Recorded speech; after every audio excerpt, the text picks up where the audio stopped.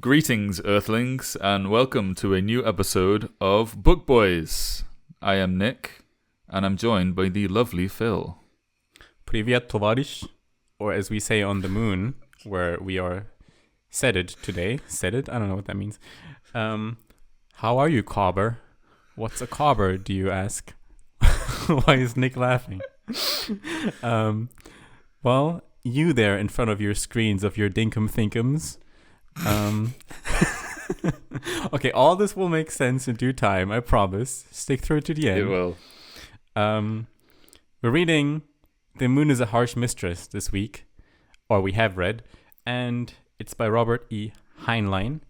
And there's a lot of interesting language, some terms I've just thrown into the room and, send basically most of the viewers home already. But those of you who are still here will find out why we are speaking Russian and what a cobber or a dinkum thinkum is.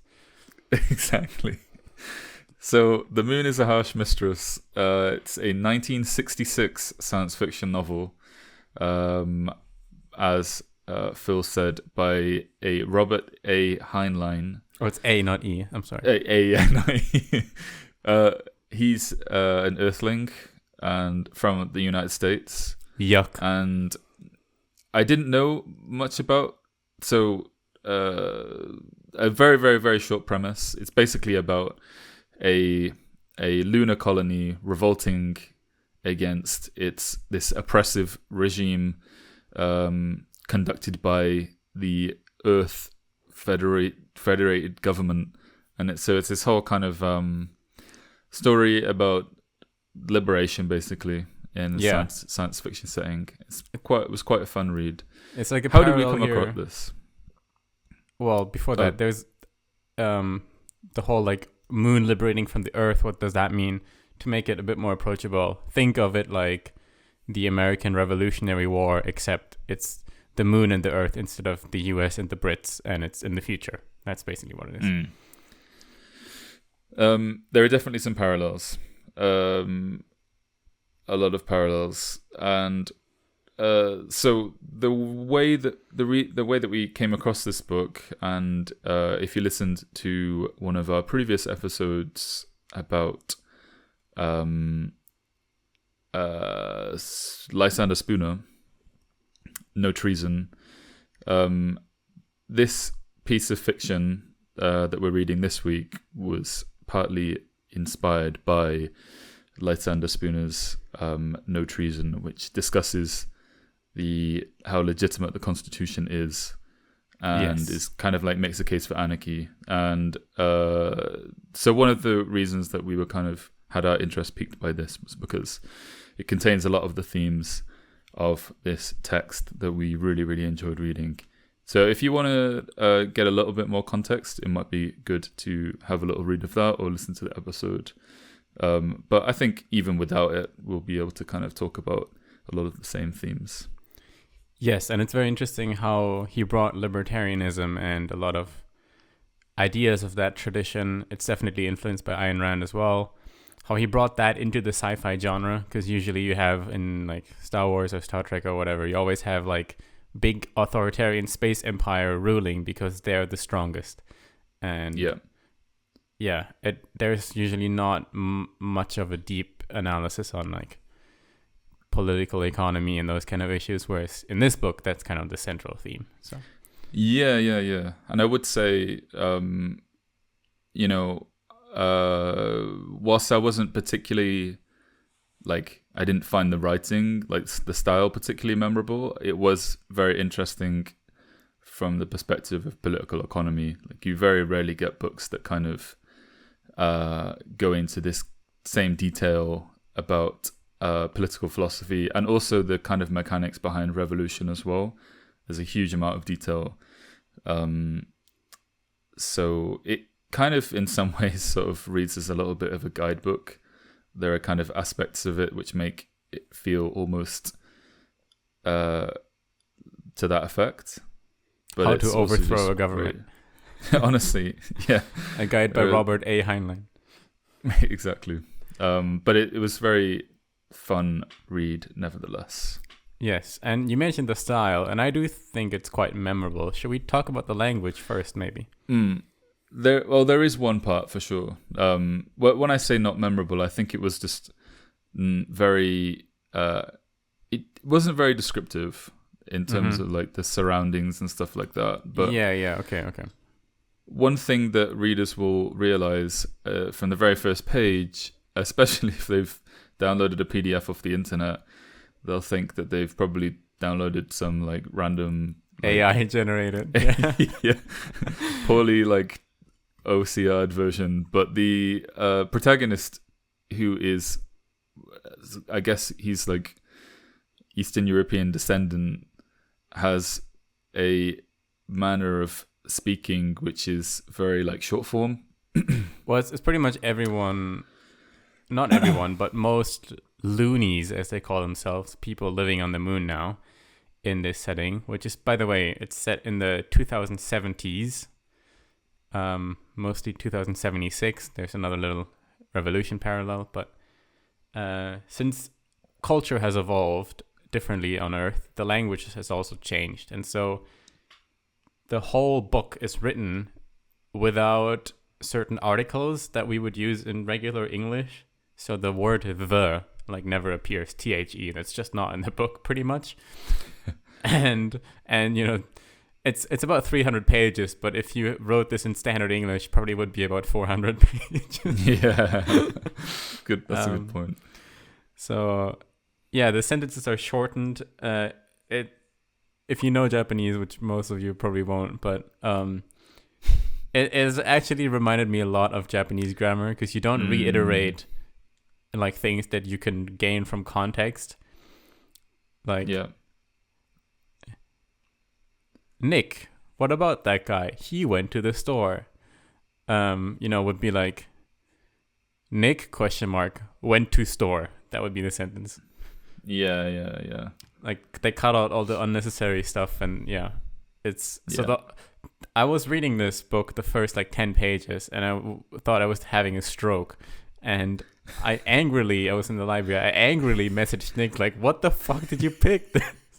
Don't tell me the whole book is like this. And I was really angry, and then he was like, no, you just gotta get used to it, man. And so I kept reading, and after like 30 pages I was in the groove, and it didn't bother me anymore, and I actually started liking it quite. Yeah.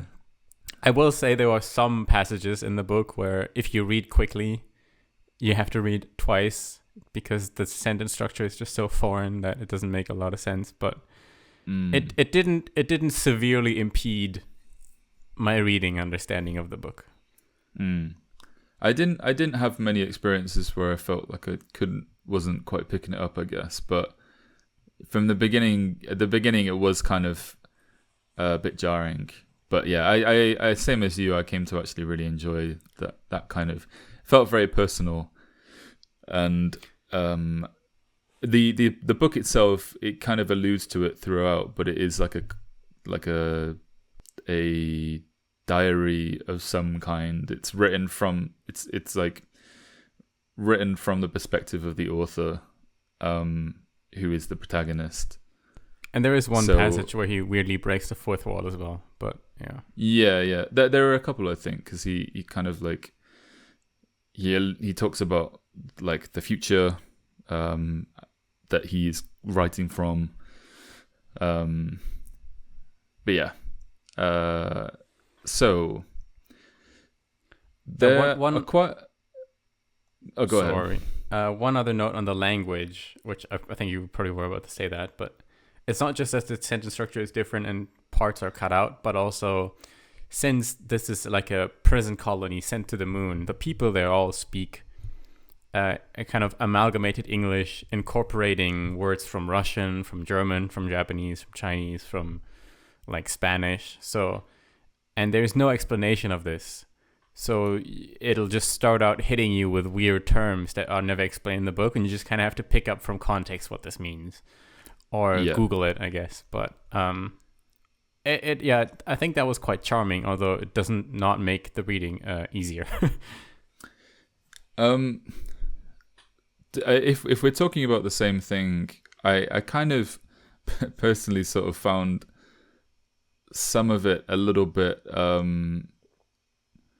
maybe contrived is the wrong word, but kind of like at least like very closely aligned with like that sort of stereotypical sci-fi language where it's like they're not binoculars, they're called binocs. You know, it's like this is the future. We call them binocs now. And it's like, okay. Right, but it's 1966, like, so this might predate all those stereotypes. Yeah, fair enough. When the book I don't was know. written, I mean, yeah, maybe. But yes. Regardless, even if it predates the stereotypes, it's still kind of like this sort of I don't know. The book itself isn't so strongly about this idea of like language that it seems a little bit, I don't know. It's the same in all sorts of science fiction books, to be honest. But sure, whatever. So just to give like a couple examples before we move on. So he'll throw in some random Russian like "spasiba" instead of "thank you." He will, instead of "dude," he'll say "cobber," which I don't know if that has any basis in reality, but "cobber" I think is just like like hey, like a dude, a comrade, a guy. Yeah.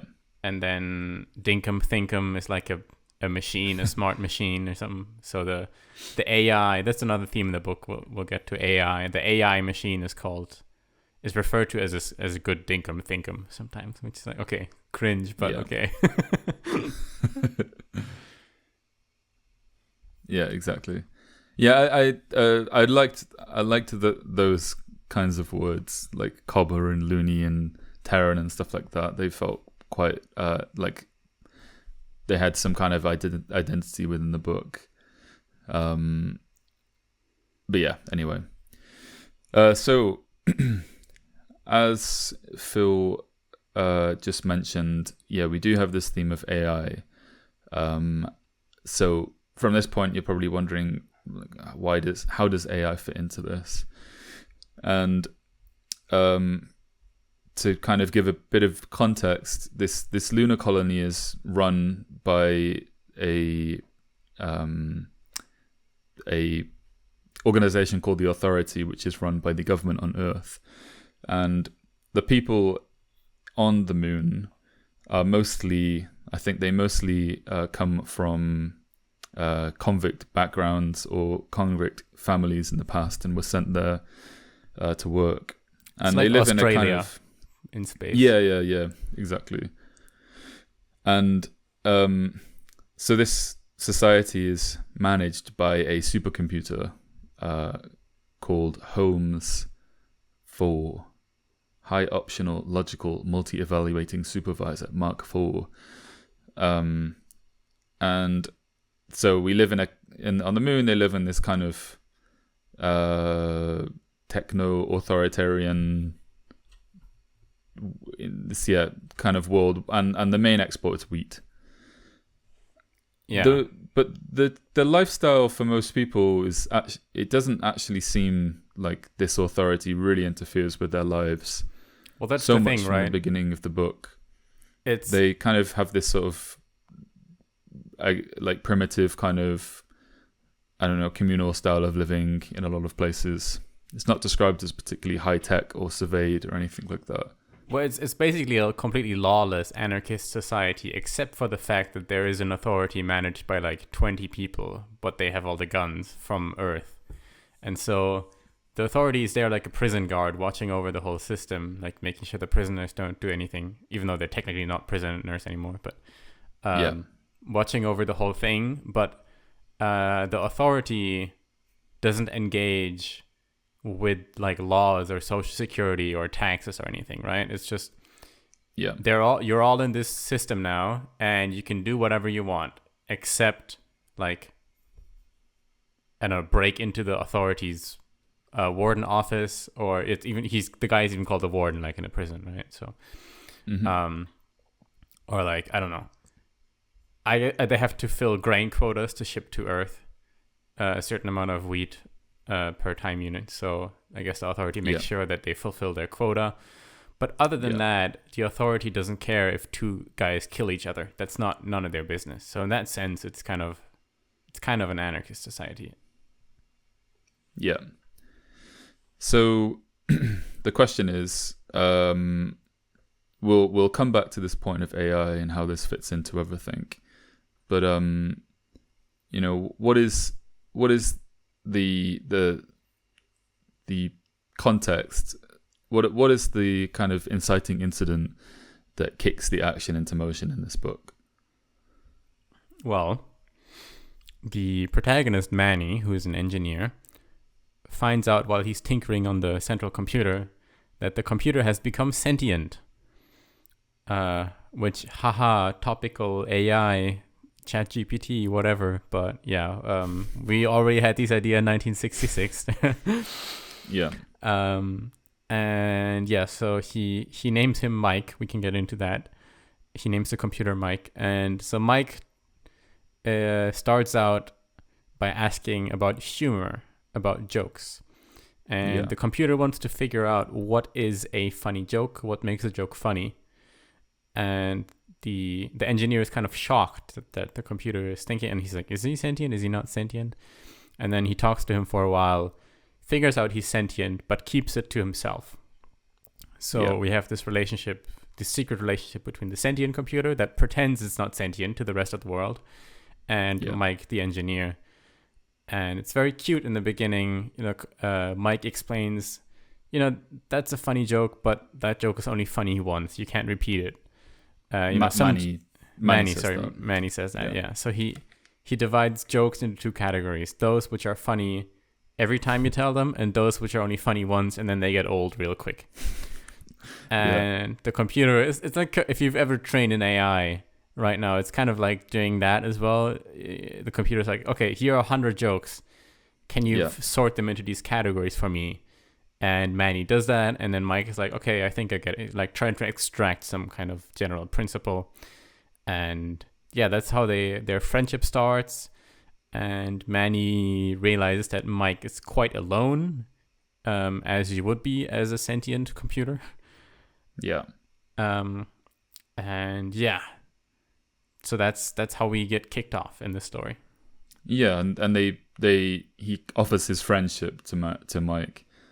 And from then on, Mike refers to Manny as his first friend, I think, or first best friend. Yes. Man, my only friend. Man, my only friend. Yeah, that's it. And so, yeah, Manny is kind of on the inside because he's one of the loonies. He's one of the people born on the moon and has a life on the moon. But he also has access. Yeah. He also has access to, the most powerful computer probably in the universe at this point, or in the galaxy at this point, having discovered that it's to achieve self-awareness. So we're kind of at this, he's kind of in this position where he's on the inside, he's next to the authority on all these people who have all the guns and all the power, but he knows something that they don't, and he's also best friends with it.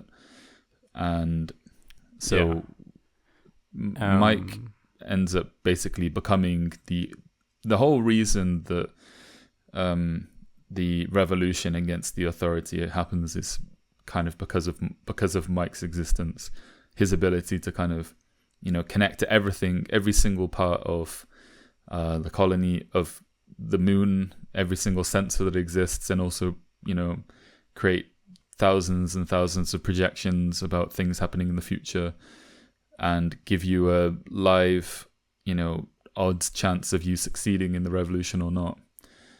And so he's basically the crux of this whole revolution. And yes, but the computer always stays in a supporting role. It's not one of those the AI takes over and humans disappear. It's always the revolutionary group, which consists of Manny, his old teacher called the Professor, and at first Wyoming, who is a girl. She's an activist. She gets renamed Wyo for short. And we started with these three kind of starting the revolution against, again, as I said earlier, like America starting a revolution against the British in 1776. They do that type of deal, except they have Mike, the computer, as this kind of secret weapon that they can use to do all these crazy calculations, which helps them a lot. But Mike is never in charge of the whole thing. Mike is never manipulating them, or he's never steering the revolution. He's always just a tool or a friend, even. Yeah, and I think on above that, he always makes, whenever he does make autonomous decisions, they always turn out to be the decisions that the characters themselves would have made in that position too. Yes. There are points later in the book where Mike imitates Manny's voice when giving out certain orders and stuff, and he tells Manny after he does it, and it's it's interesting because we have this kind of climate of like fear of AI, which is probably warranted, but so you might read this book and kind of think that it maybe has a threat of going down that direction, but after having read the whole thing, I think it wasn't even something that Heinlein was really thinking about, to be honest. Which is maybe like a bit of a shortcoming of the book, that it wasn't necessarily even like broached or answered. Because there is the question of why would Mike, be so committed to his friend Manny? Why would he be so committed to the liberation of the moon? Is there anything like essential about him that would make him like that and make him fully trustworthy, when that he's a computer that could probably know as much about the human experience as you do, like as from a academic perspective, like from a I've read books on humans kind of perspective. Yeah, so we have many scenes where Mike, I don't know, Manny asks Mike something like, hey, do you know about this thing? And Mike's like, give me a second. And then he reads like 1,000 books on it in like a millisecond. And he's like, okay, I know all the things now. So, but yeah, it's almost like Mike really acts like just a human, except that he has like this like, super smart analytical potential that a computer does. But he's not like the kind of AI fiction we have these days, where it's either AI, it's like the next evolution after humans, and it's like the inevitable takeover, like Terminator or some kind of shit like that. But it's also not, he's also not simply a computer that's like a tool that is completely like, that has no autonomy. So he's like a friendly dude, basically. Yeah. Quickly on the name Mike. So I thought this was kind of interesting, and there are a lot of these kind of insidey jokes in the book. So he names Mike after Mycroft Holmes, which, if you've read Sherlock Holmes, is Sherlock's elder brother, whose character, he only appears in a couple of stories, and then he's like, I think he's like involved in politics in the original Sherlock Holmes, but he just sits there and thinks. Like Sherlock Holmes is going out and doing the actual action as well as the thinking, but Mycroft Holmes, he just kind of sits in his little room, drinks tea and thinks, and is like a smart analyst. So because that's like the computer, he named him Mike, but also because IBM, the computer firm, computer firm, was invented by, or I don't know if it was founded, but it was helped to grow a lot by someone called also John Watson, which is I think it's just a coincidence that that's like also John Watson, Sherlock Holmes. I never really, it's so weird because if you just read what Heinlein wrote, it almost seems like John Watson from Sherlock Holmes invented IBM in the real world, which makes no sense. But there's like weird stuff going on. But I thought it was a funny name anyway. Yeah, for sure. So, as Phil mentioned earlier, Manny encounters Wyoming, who's this political activist, and the prof at a political meeting, which I think Mike asks him to go out of curiosity or something.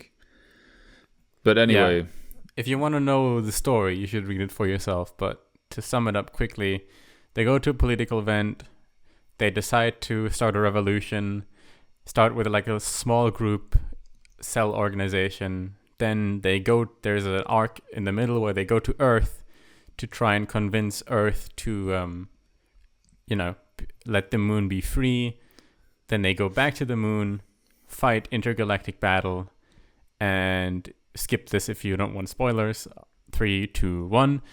They win the battle. They win independence. They form a government, and then we get kind of left off with like, "Ooh, this is the republic. If you can keep it, ha ha ha." End of spoilers. So the question is, why did they start this revolution in the first place? And this is something that Mike helps them to understand by projecting that given the current state of authority, the moon has a very short lifespan left, basically. There will be like food riots in a couple of years, and then the whole society will collapse. Yeah, there are a couple of points interwoven here. So what you just mentioned is correct, and the professor is very heavy on this, basically saying that if they have to export grain endlessly to the Earth, they're going to lose all the water and the minerals on the moon, and then eventually they'll have to starve because they don't have anything left. So the professor wants to establish like a more free trade relationship, but the general populace, that's not why they revolt, because they have no fucking idea. And in fact, professor tries to bring these rational arguments, but no one cares. Yes. So because they're like an anarchist society with no laws, where only their cultural customs informs their behavior, they're kind of anti-authoritarian to begin with. And, everyone hates the authority. Everyone hates the fiat money that the authority provides. And, people just aren't happy that they have to sell grain at a certain quota and all that. So, yeah, there's just like an inevitable, like, why do we have to listen to this authority even though they don't do anything for us and they only leech off us? Yeah. But it's I think it's kind of interesting that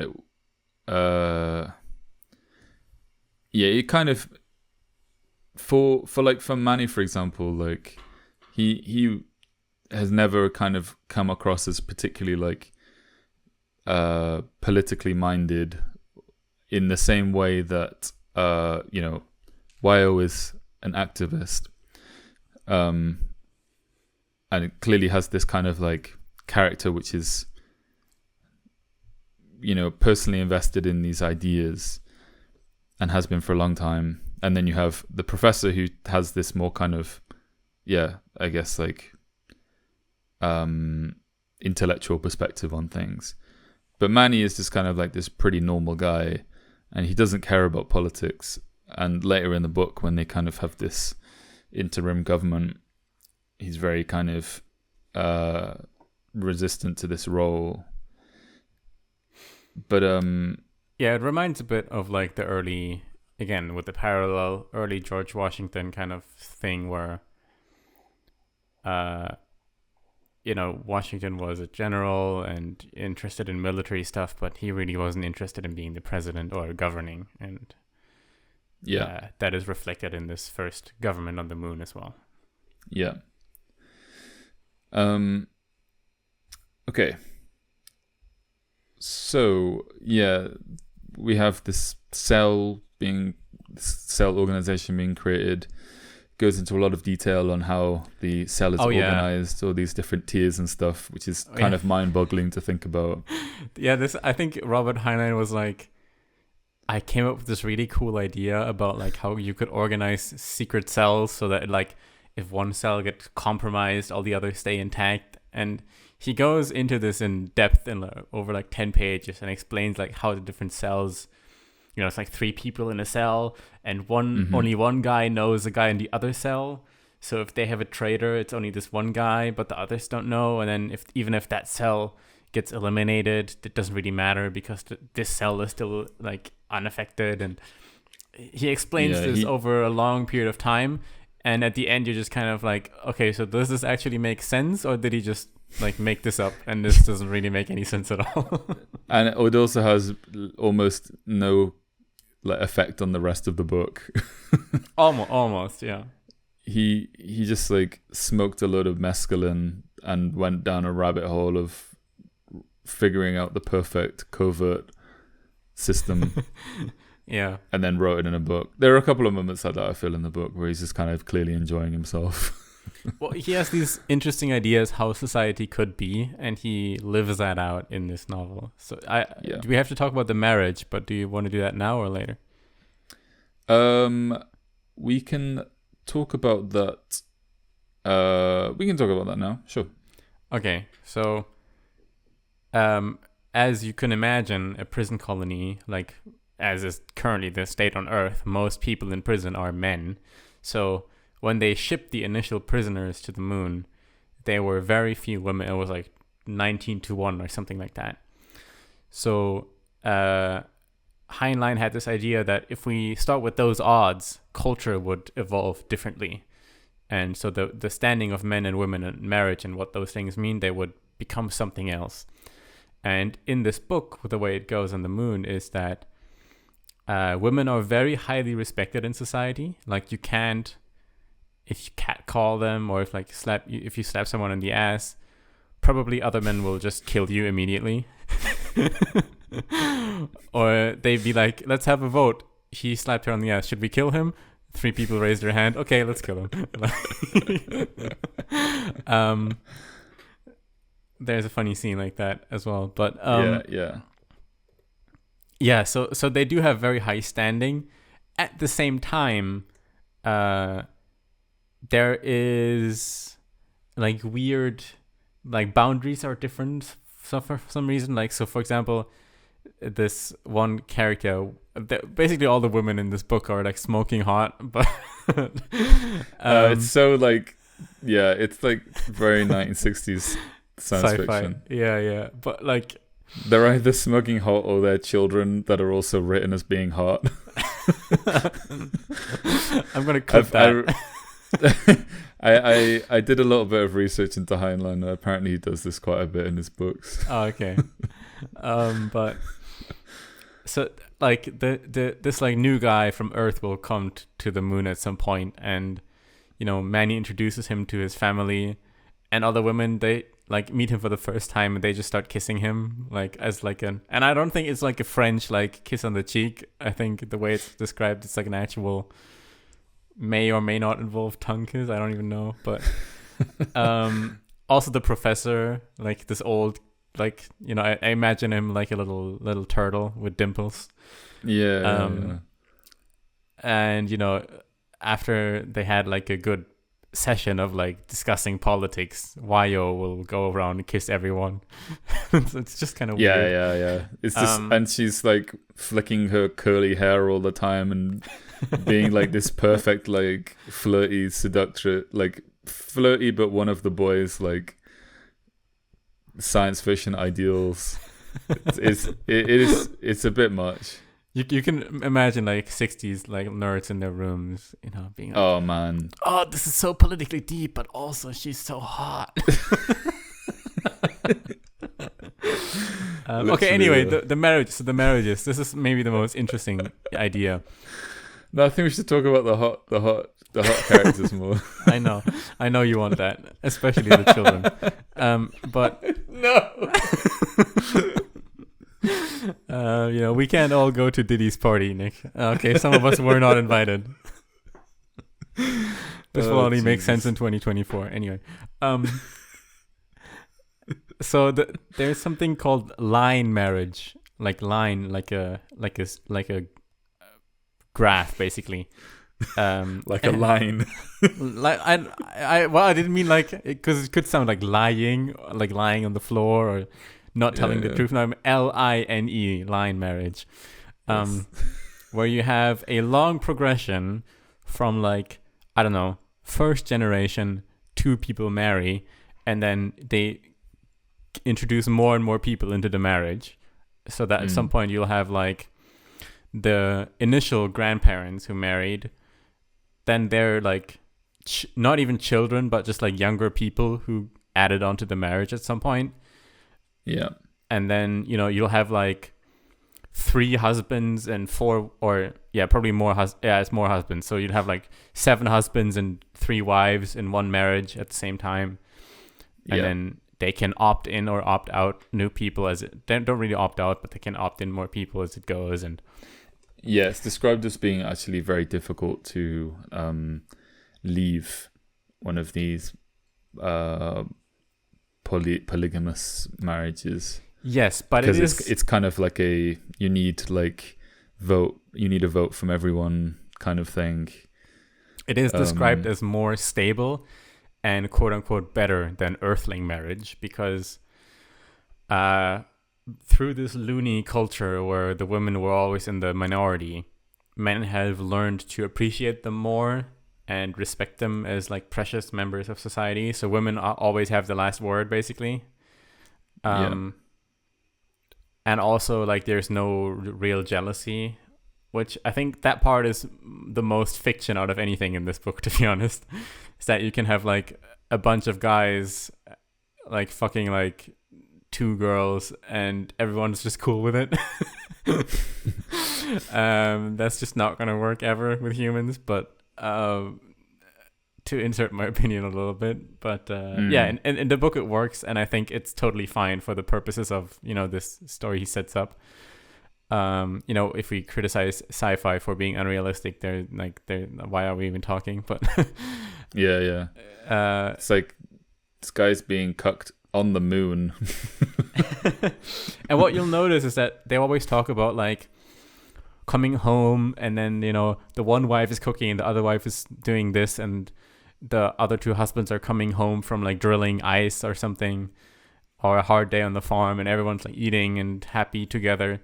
But they never, except for one part where they kind of do a little bit, but they never really go into like the intimate part of their marriages and the relationships, which I think is like an obvious tell from a writer's perspective. Because while this all sounds amazing, as soon as you have like the protagonist and his girl, like, oh, now they have a love scene, and then the next page is like, and then all the other husbands also fucked her. And as a reader, you would go like, ooh, maybe this isn't such a good idea.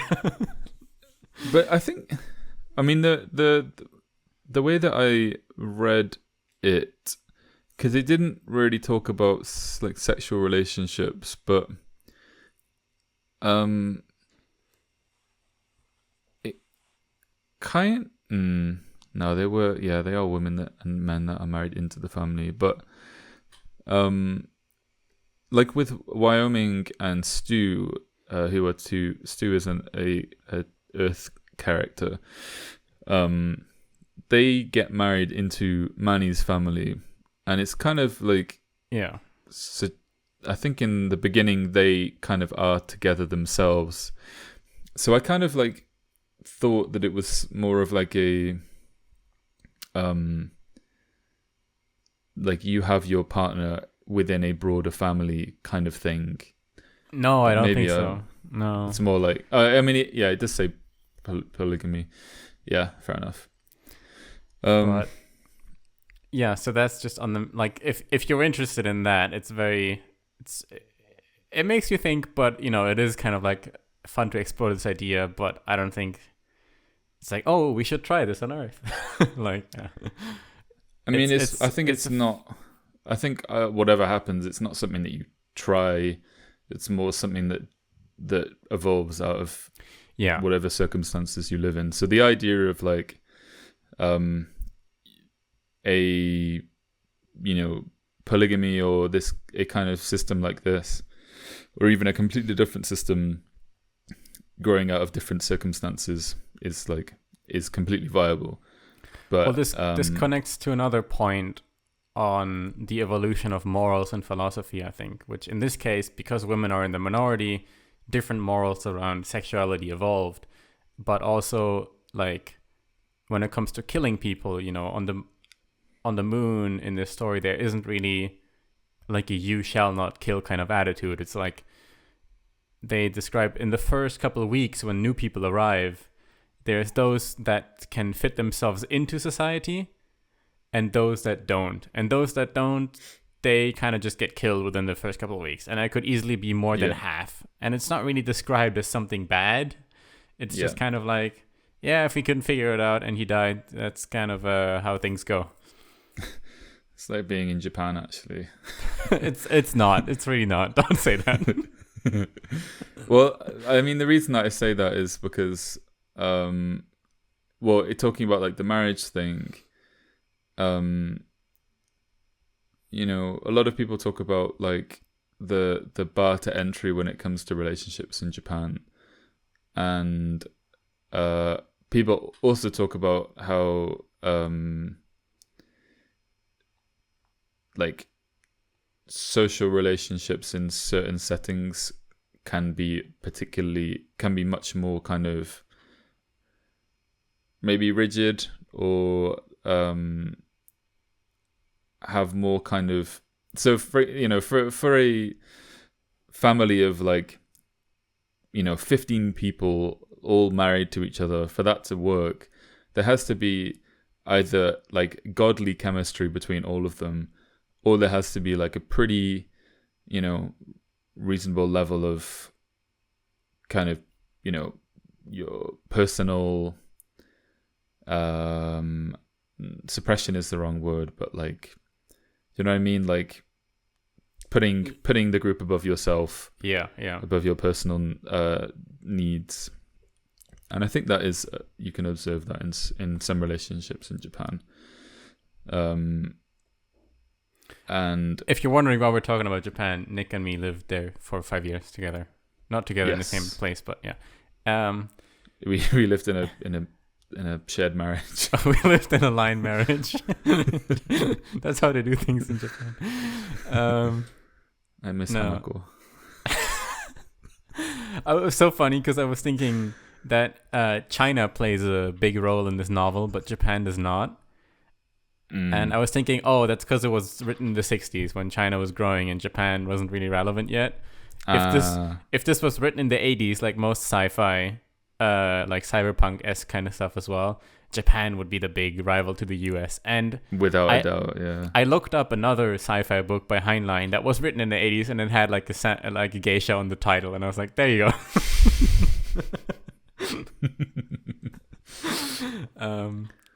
So naturally.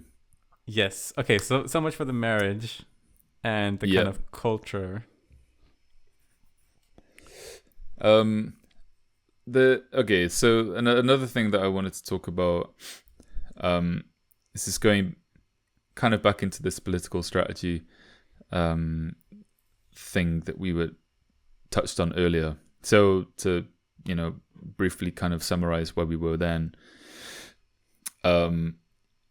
you know, we've got this small group of people, they're in this cell organization, and their goal is to free the moon from this terrorizing authority, or this authority that ultimately controls them and controls their market of wheat.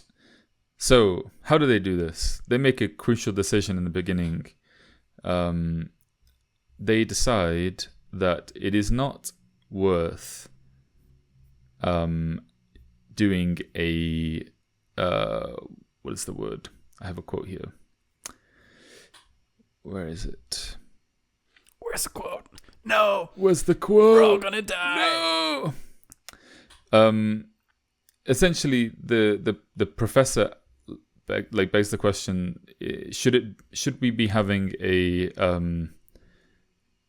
like a common revolution, like a revolution of the people, or should we be having a revolution by specialists?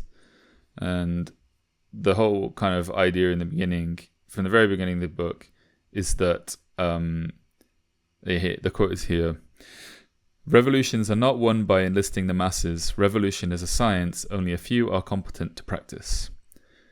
And so from the very beginning, they make this very intentional decision to have this very small group of people, and only those three actually even know of Mike's existence.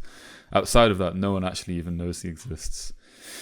That's kind of an issue they have to grapple throughout the whole book, because on the one hand, they want to create a more free, more libertarian, more government-less society. At the same point, they are like an elite class pulling strings in the background and organizing even like in a new government, which is, granted, very, very libertarian compared to what we're used to on Earth. But, even then, it's not like they got consent from everyone to do this, right? They just can't do it. So this was interesting because, we often have this, like, especially on the left, there's this, like, on the ends to the ends justify the means. When it comes to, any kind of government involvement in the lives of people can be used to justify, like, it's better for people if we have this new law. It's better for people if we tax people in certain ways and put it towards this program. And it's also talked about a lot in terms of, like, revolution as well. And so for because the professor, it inevitably involves violence. Yes, and so for the professor in the book, he, at the end, there's kind of this passage where Manny confronts him about it, and it's like, aren't you a hypocrite? And the professor says, well, yes and no, but basically I judge that to have the moon's resources depleted and us all dying of starvation and dehydration in a couple of years or months, it would be better to create this kind of revolution and this new government temporarily with the intention of letting it fade out, blah, blah, blah. Even if we don't have everyone's consent, and even if we technically are acting hypocritically if we're anarchists, which the professor describes himself as an anarchist. So it is at the end of the day a greater good argument. Yeah. And it is funny because, like, the further we got on, the more kind of confused I got, because the more I found that, like, the political economy of this, or like his kind of the underwriting political philosophy was getting kind of muddled, and then it kind of sounded a little bit more like Animal Farm, where it was like, we just need this, and then I promise the government will fade away. Like, I promise it will fade away. I think that's an intentional part on Heinlein's side, because he wanted to basically pose this dilemma to the reader. Like, can we have revolution and change toward freedom without having this kind of perhaps inevitable first revolution, first push that has to be in some way authoritarian, or at least you can't get consent from everyone. And that's kind of a question, I guess, he just kind of throws there into the room, Yeah, it didn't come to me as much. I don't know. It didn't come to me as much of as a question as much as it came to me as kind of,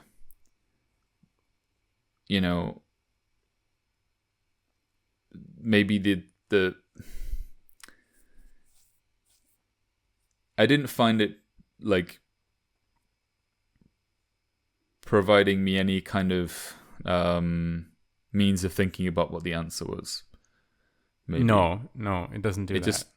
It was a bit frustrating, personally. It was, cause it kind of, to me, this book from the beginning, it's kind of like, I'm telling you exactly how we're doing this revolution, and you can have confidence in everything that I'm saying here. I've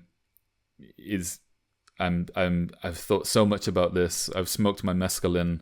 I've stayed up for 3 days in a row finding out how a perfect cell organization works. And then when it gets to the actual revolution bit, it's like, okay, we throw, everything can be thrown out of the window, and actually from the very beginning, Manny's criticism comes pretty late, because from the very beginning, they're using propaganda, they're using Mike to engineer like cultural dissent, broadcast and all that, yeah. Through broadcasting, they're not killing anyone, but they're arranging, they're like manufacturing the conditions for all of that to happen. And when they start this government, they put themselves in positions which they're guaranteed to win, and they basically just create this fake prop government under the guise of like, democracy is the logic of the day, whereas monarchy was before. So we need to keep up this facade of democracy, whilst actually nothing's real about this, and we're just trying to further our goal in this direction. What's the central libertarian problem that we see with currently Javier Milei in Argentina, or even the Libertarian Party in the United States, that in order to reduce taxation, to give liberties back to people, to maybe even abolish elections and government altogether, first you have to get elected. And then once you're elected, you have to make alliances and deals with other parties so you can have a big enough majority to actually do the change you want to do toward more freedom and less government. But in order to do that, you have to use the tools of democracy, which you essentially want to destroy as an end result. So it's chewing on that problem. What's a bit convenient in the book is that like they're just so like great guys. Like everyone is just so amazing and such a good person that no one ever like tries to take power for himself. Which everything goes very well. Yeah, so it's like, I mean, it's a fun read, and I did enjoy it a lot, but if you had a revolution like this, we know how it goes with Lenin and Trotsky and everything. It's like people trying to displace each other. Everyone wants to be the one in charge, and in some way Heinlein is kind of selling us the benevolent dictator here, where he's saying the guys in charge were just such pure-hearted that it worked. But yeah. And maybe you could argue that it's the conditions on the moon and these cultural conditions, that seems to be kind of like, maybe if you asked him today these same kind of questions, maybe he would point to that, because this is the most kind of, they are the most different people, and they have a very specific they're in a very specific place, and that's also actually part of their war strategy, which helps them enormously as well, which is another thing why this is not really a handbook, because we don't live on the moon and we don't have the advantages of that. But I think also it's kind of it's a bit jarring, because on the one hand you have like supposedly this pretty anarchist world of people that hate authority, but whenever you kind of step into this discussion of governing, suddenly there are all these different voices saying that we should be having laws of this and this and this, and which is kind of, I think, he was trying to make a kind of analogy, and he was trying to illustrate, how difficult and dangerous it is to create government. Essentially, when they were coming up with their constitution, there were all these voices in the room who were, saying it would be good to have all these different things. I mean, it's a bit like toward the end of the... Sorry, finish your point. Yeah, I was going to say, you kind of wonder, like, how... Really, what is the kind of... Is this really like a anarchist commune society, or is it not? And, like, is it just when it's convenient for the plot, or it's convenient almost for him to give his, thoughts on things, Well, it seems like that they were actually more anarchist under the authority than they are at the end of the book, to be honest. Yeah. because the professor, they win the war and then they're quote unquote free, and the professor dies like after his speech immediately because he's just so worn out. And his character isn't worth using anymore. And then we skip a couple of years and we have like Manny narrating how everything kind of went over the years, and he mentions that like it didn't really go as Professor planned, with people having no taxation and no coercion, and in the end we kind of ended up having a more laws and the government which does use coercion. So yeah, in a way, it doesn't even really seem like the revolution succeeded. Yeah. I mean, it's a bit similar with the United States, where George Washington. In this case, we could say the professor maybe was George Washington, even though George Washington wasn't that much of an anarchist or anything. But he kind of gets forced into the role of president, which, like the professor, he didn't want. And he does like a 1 term or 2, I don't even remember, but he basically completely keeps out of the state's affairs and is like like the Queen of England today, like a very representative role. And then we get the next president, John Adams, who immediately outlaws free speech. yeah. And it's like, okay, that's how this goes. We're free now, apparently. So woohoo. Yeah. Okay, so there's lots on that. Maybe we should dig into some specific things on these topics. We have some quotes prepared. Yeah. And so the first one I want to kind of mention a little bit is that there is a reference to Ayn Rand in the book, which is around page 100 in my version. Mm-hmm. Manny is talking to Mike the computer about novels, and he says, "Have you read The Scarlet Pimpernel? Pimpernel? I don't know. Maybe in public library. Yes. Shall I read it back? No. Your Scarlet Pimpernel, our John Galt, our Swamp Fox, our Man of Mystery." And so these are references to some books, and John Galt is the not the protagonist, but is a key character or concept in Ayn Rand's Atlas Shrugged. So we'll come back to that once we've read that for the podcast as well. Yeah. But I had myself a little chuckle, and I was like, he was definitely influenced by Rand. So yes, the next thing we need to talk about is TANSTAAFL.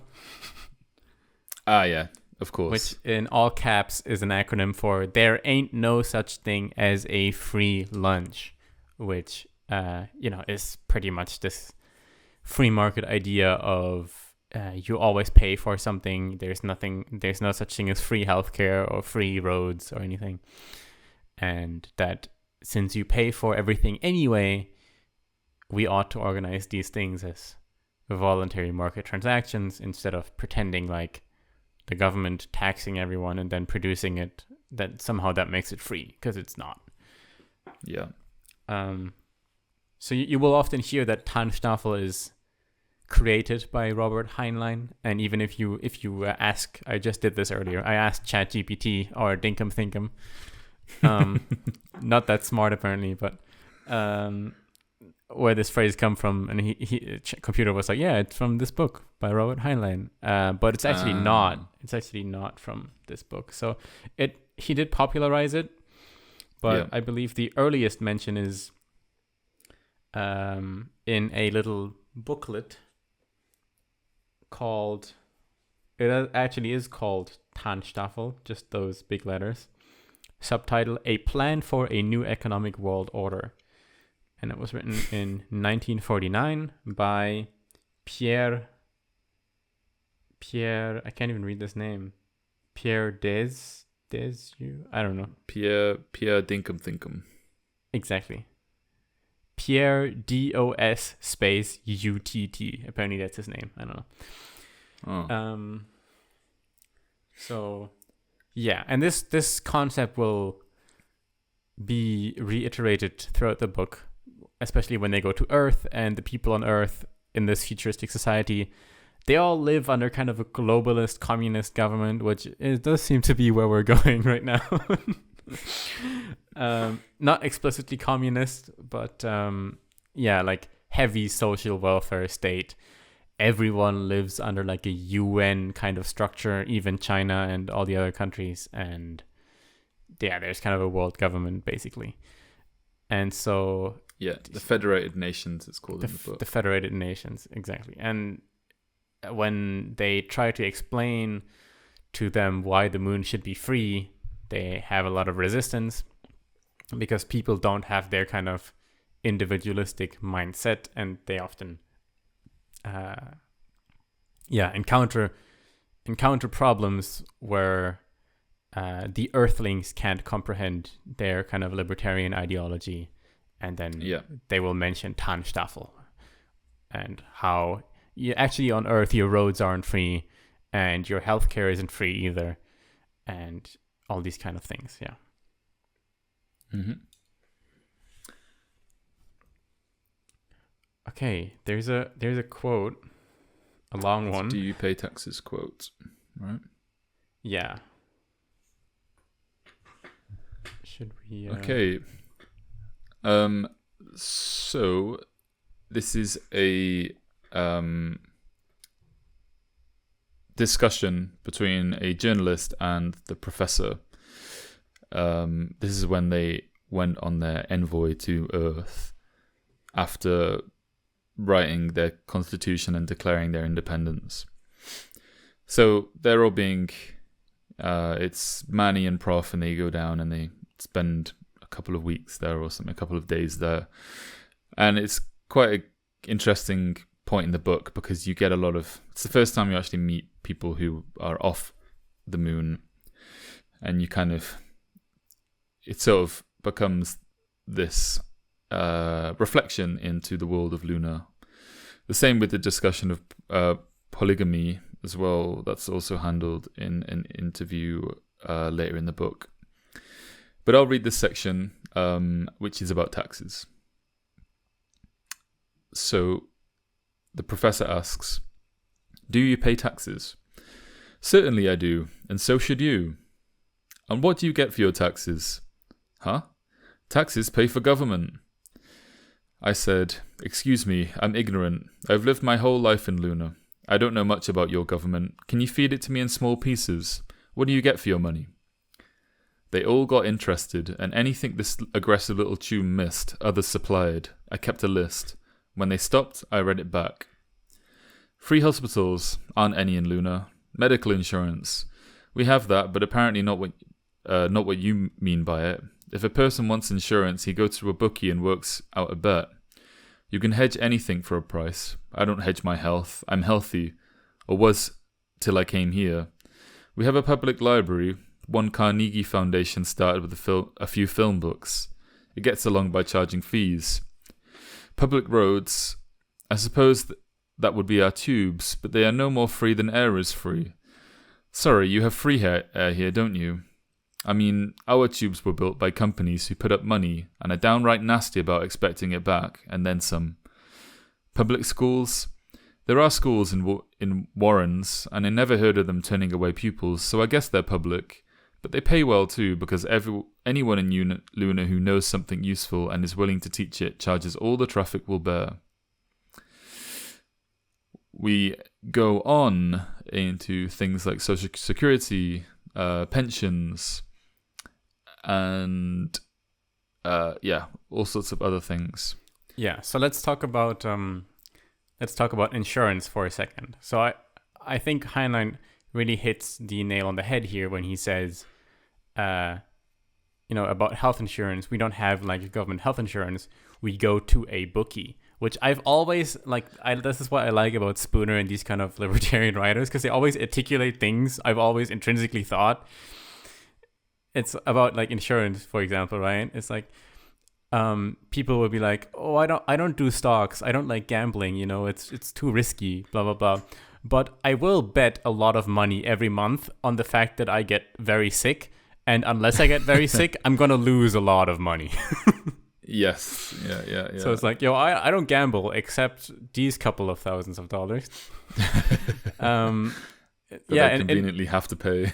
Exactly. Like, that's a really intelligent way of putting it. Is insurance is simply betting on a certain outcome, and we all intrinsically kind of understand this, but for some reason we don't see it as gambling.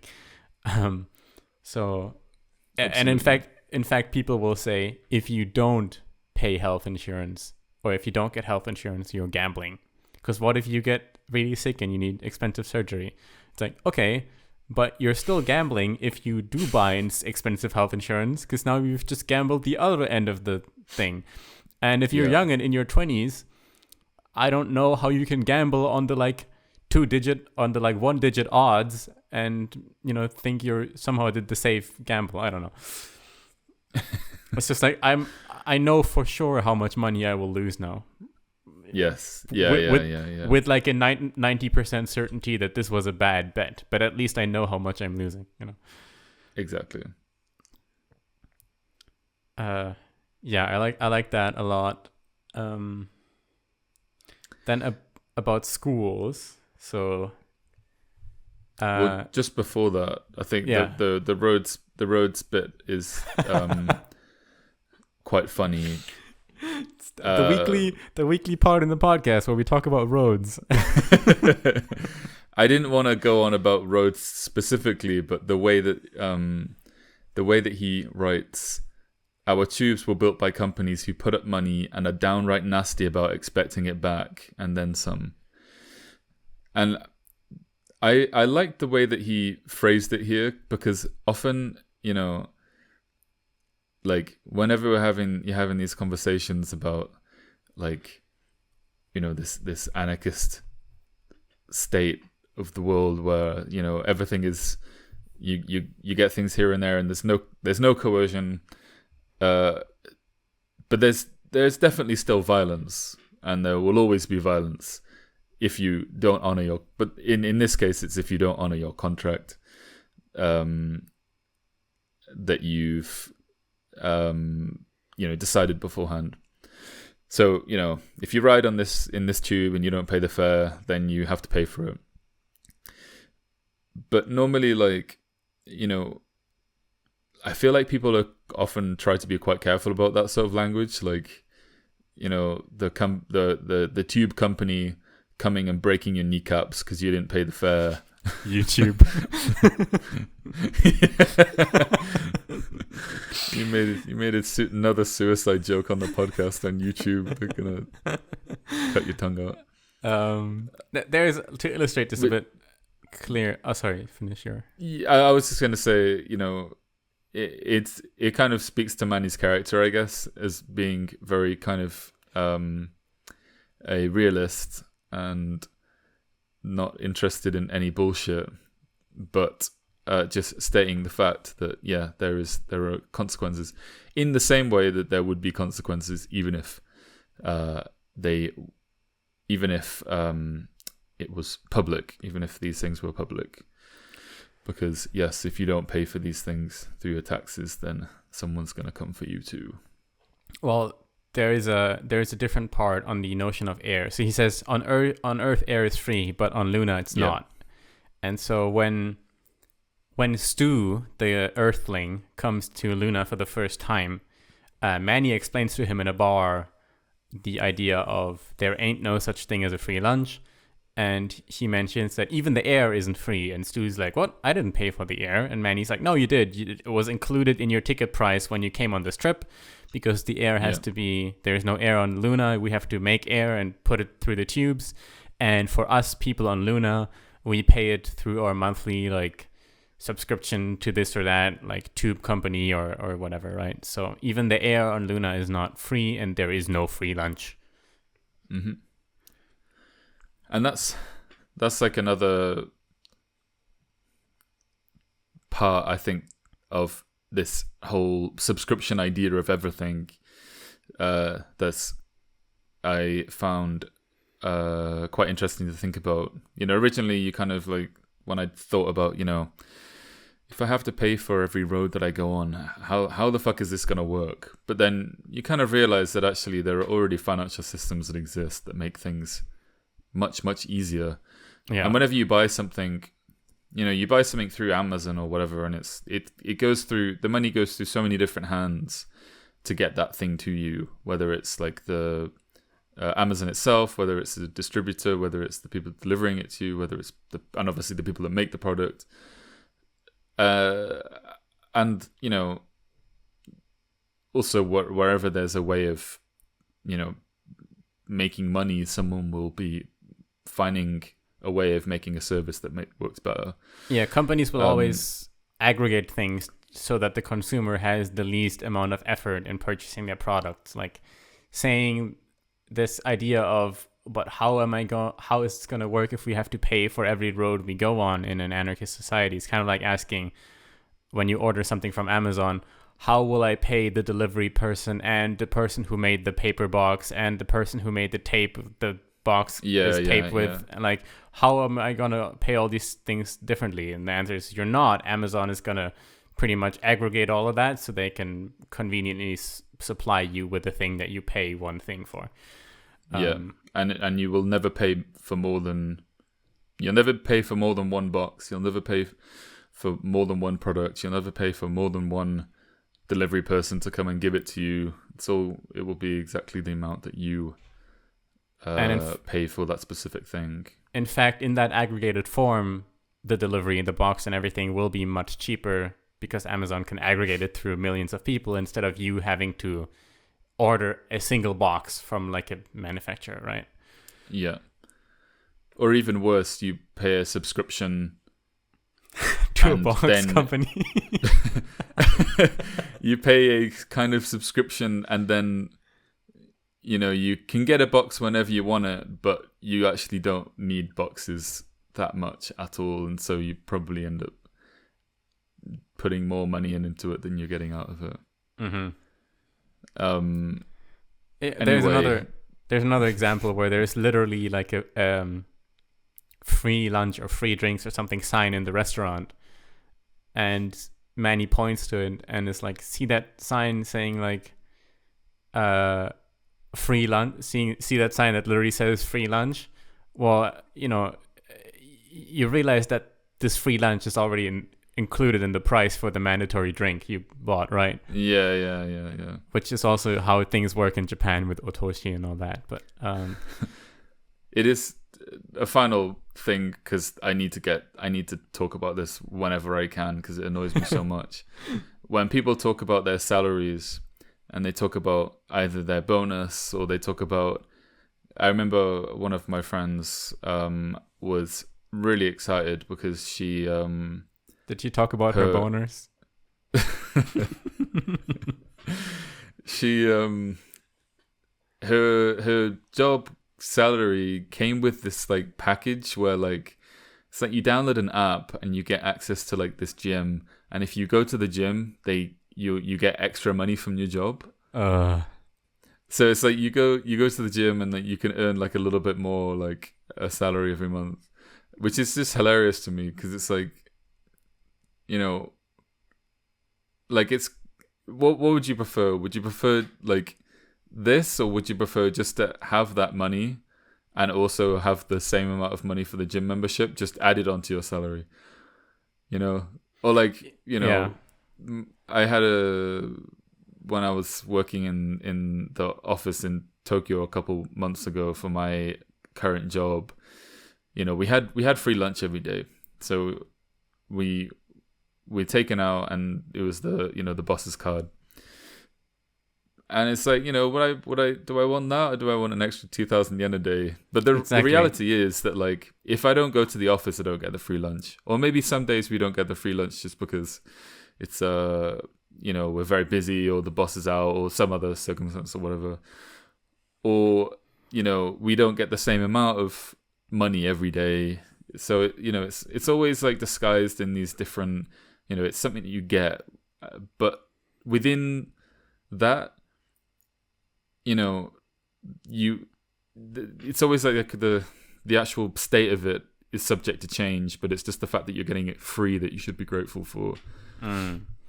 And that's really how most kind of social security things are sold to us, even through government, is that wouldn't it be nice if we had this free thing? And, you know, if you somehow have the gall to mention that actually it's not free and we paid for it, it's like, oh my God, it's one of those libertarians. It's like, what do you mean? How do you not understand TANSTAAFL, guys? The difference would be generally that, like, within this whole conversation is that it would be more free for some people than others, or some people pay less money for the same thing than others, and that is the whole point of these socialized systems, is to reduce to some this extent, playing field, right? So if you don't have any income, you can still get access to certain things, the same as if you make $1 billion gajillion every second. Yeah, that's just good policy. If you reward people for not working, then you'll just be a more richer nation. That's how that works, right? Okay, closing this point, do you know Dave Ramsey? No. Oh, okay. Dave Ramsey is like to bring a little, you know, if you think about who is like a person embodying this idea of TANSTAAFL in modern day, even kind of pop culture. Maybe pop culture is the wrong word, but Dave Ramsey is this financial consultant who also has become somewhat known on YouTube. And he has this show where you can call in and talk about your financial worries, and he will like, kind of like in a Gordon Ramsay kind of style, coincidence with the name there, but yell at you for being stupid, but also like in a friendly manner correct your financial mistakes and explain to you how you can get out of debt and all that.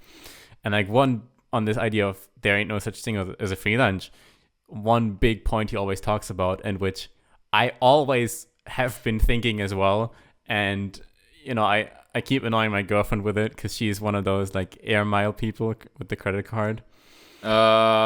Which Dave Ramsey is like, burn your credit card. No one should own a credit card. You should only have debit cards. If you all have a credit card, you are a moron. If you collect air miles, you are a moron. If you think that 1% on your points gives you anything, you are a moron. And it's like, first of all, companies wouldn't do anything or give you money for free if they didn't benefit from it. Yep. But the second thing is also like, if you just do the math and you're like, if you spend with your air miles, if you use your credit card to spend $100,000, you get $1,000 back in points. Does that sound like a way to get rich? For every $100,000 you spend, you get 1,000. If you just work a little more a month, if you just get like a second job for a month, you can already have $1,000 right now. You don't need to spend $100,000 on your credit card. Okay. Yeah, we definitely don't need to run down this rabbit hole, but yeah, I know, but just that's I think that's a very modern example of this TANSTAAFL idea. Anyway, well, it definitely it's the only reason that credit, as far as I know, maybe there's something else going on, but like the only reason that credit card companies can even exist is because people don't pay their credit card bill on time, right? Like, well, exactly, yeah. And then you pay 15-20% interest. Yeah. You're like, I get my air miles. if you can manage your credit card, then that's fine. But yeah. I mean, we see that a lot here in Japan as well. The point ecosystem is huge here. Yeah. So even if you just go to like a fucking pharmacy or something that you've never been to before, you get a receipt that has points on it, and it's like, or a incredible, beautiful case of private and public collusion when the My Number Social Security card, digital card, came out a few years ago. The government has no authority to compel people. I think it's a constitutional thing. They have no authority to compel people to get this new card, and a lot of people were resistant because they didn't want their information digitized. But they baited loads of people, including me, because I was broke student, into if you get like a Rakuten credit card, you get something like 40,000 yen's worth of points or something like that for signing up for a My Number card as well. So, yeah, I got done. You got done. I got done. Okay, so returning to the text. Yes. We were on this idea. So we talked about healthcare. We talked about the schools. I want to talk about the school example. So he says, public schools. There are schools in all warrants, and I never heard of them turning away pupils, so I guess they are public. But they pay well too, because anyone in Luna who knows something useful and is willing to teach it charges all the traffic will bear. So this is, I think, a kind of libertarian, wet dream where you have schools that you go to because you want to learn something, and then you pay money and then you learn something, which is so different from how schools work these days. Which is basically, I mean, don't even get me started on government schools, but like, they're basically prisons. We can talk about the utility of teaching primary schoolers how to read and do basic math, and I believe that, of course, and all that, socializing, and even as well. Yeah, and we can even talk about that. But when we talk about middle school and high school, really the purpose of those institutions is that so that the teachers union keeps voting for whoever is in power, and all those people who call themselves educators get a fixed government salary out of our taxes. That's the main purpose. And then it's disguised by pretending like we are also being educated, which is not happening, in case you haven't been to a government school in a while. And it's basically prison for children. It literally is prison in most countries because it's compulsory. And I think at least this is true for, I think, many Western countries these days, be it Japan or Germany or, wherever you are. Maybe it depends a little bit, but I don't think it's hyperbole to say that the only point in many people's adult lives where they generally feel physically unsafe is a government school. Like, once you graduate from school and you have a normal job and you don't get involved in any gangs, chances are you're not going to be in a long-term environment where you're together with people who want to physically harm you and you feel unsafe, except government schools. I don't think we don't even have to go into like online bullying and everything. And this is maybe more relevant for boys when it comes to immediate like physical safety. For the most part, yeah. I think especially also in the UK, I imagine, physical bullying is still very real. And it is kind of an environment that is specifically created and that you are imprisoned in government school, where you have to go there, you can't not go, and these people who will always be there, like, unless you like change a class, but that's not, that usually isn't going to work out. So, And also on that point as well, in school, having an issue that you're unable to deal with by yourself, there are a couple of things. Firstly, you're powerless in. I've never been in like a situation where I've been bullied, thankfully. I've never been in school, but but when people are bullied, they have the option of fighting the bully, which will get them in trouble and get them punished by the school authority, or they have the option of going to the school authority and telling the school about the bully, and then the school deals with the bully. And both of them have their drawbacks because, obviously in the politics of middle and high school, especially, being someone that doesn't deal with their problems and just goes running to the school, that comes with social consequences. And also it can kind of like often not solve the problem if it's severe enough, and even make it worse. Because, there is time after school to bully people. There's time all the time to bully people. And school only has a certain jurisdiction, right? So, yeah.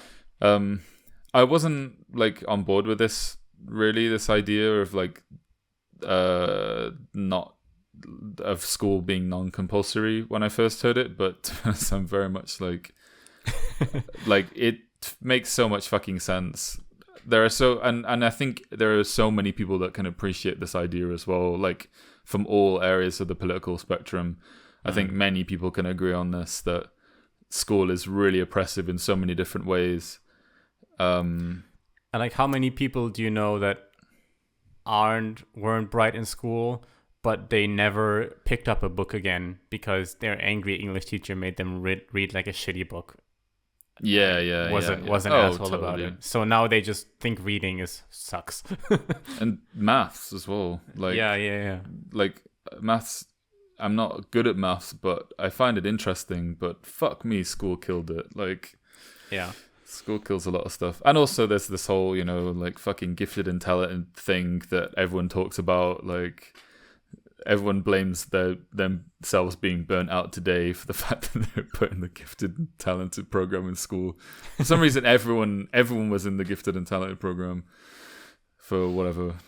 Might be a UK thing. I don't know. But I think it's a UK, US thing. Yeah, there's definitely not one in Germany. There's more like the drone category. It goes the opposite way, I think. Right? Yeah. One final point on this education thing. We don't even have to go to the compulsory thing, but simply on an issue of accreditation, that government accredits schools, and that even with like universities and stuff, in order to get a degree in a certain field or to work a certain job, you need to go to a school, even if it's private, that has government accreditation. Basically means that you have to go there for 4 years and pay money to them. And I think, honestly, except maybe some rare examples, the way that university works these days, it's basically guilds in the Middle Ages, in the medieval times, which is one of the central points that hindered economic growth. And until we abolished guild, for some reason guilds are like framed as this like great merchant thing. No, they fucking sucked, because they reduce the access to jobs basically, and they are like monopolies pretty much. And so I think the way it works today is that you have the politician class, which profit if certain ideas and certain ideology is being pumped into the next generation, which universities do that. And then the universities profit because they just basically get taxpayer money for their own salaries and don't have to do a real job. And then they get this gatekeeping monopoly to a certain field. So like if you want to become a doctor, for example, and med school is one of the still like best things you can do, like where you actually learn things. God knows you don't learn anything in economics, but if you want to become a doctor, instead of in the free market, a like hospital company or a healthcare provider would have to invest into you as a human resource and try to teach you the maximum amount of stuff in the minimum amount of time for the minimum cost, right? Like an apprenticeship, basically. Yeah. Where the company foots the bill. Instead of that, we have a system where you have to go to school for 6 years and then do residency for, I think it's probably like 3 years or something. And the whole time, the taxpayer pretty much pays for your career choice to be a doctor, instead of the company or you yourself.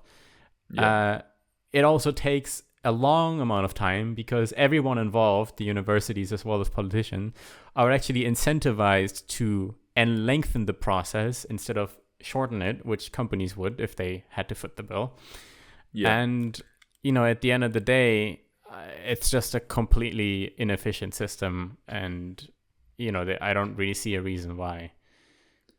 Like, it's also true that maybe it's a little bit less of the case in the medical field, but for any other degree that might even be remotely useful, your employer doesn't actually have any idea what you've done in the last 4 years of your 3 or 4 years of university.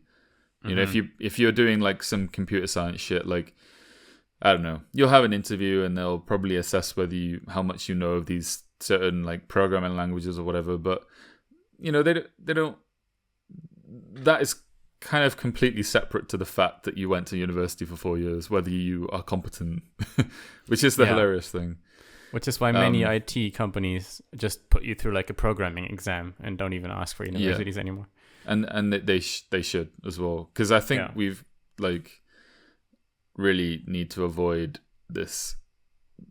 I mean, this idea of like as much as possible of certificates being really worth anything. As someone that just passed JLPT N1. I had this moment when I went to grad school at Tokyo University. I was like, oh, the most prestigious economics department in the country, blah blah blah, and then you get there, it's like, oh, none of these people actually know how the economy works, or are interested in it, or are trying to fix it. And it's like, oh, okay, we just need mathematically competent statisticians who can justify expending the government budget. That's what we're doing here. Okay, got it. I'm out. Yeah.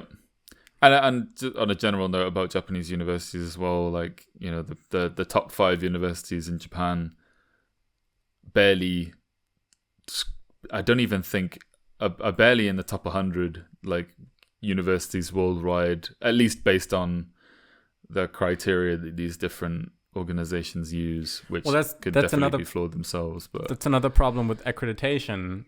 I know this is how it works in the US, and Thomas Sowell has written greatly on this, but accreditation for the Ivy League and all the rankings, they're actually not based on performance outcome of the students who go there, but they have completely arbitrary criteria like size of the cafeteria, chairs per student, like research Really? grants and dollar per, so it's basically a function of the money that flows in. Like, the more money you spend on your campus, the higher your ranking will be. So so all the top universities will be expensive because they're expensive. that's why they're at the top. And also because they're being funded by people who have sons and daughters studying there as well, right? Yeah. Okay, we need to get back to the book. Yeah, I want to talk about this more, but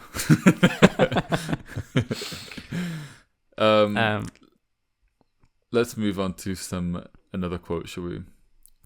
Welcome back. If you skipped this tangent part of the podcast, and we're now back in the content of the book. So there is. I want to talk a little bit about around page 205 in my version.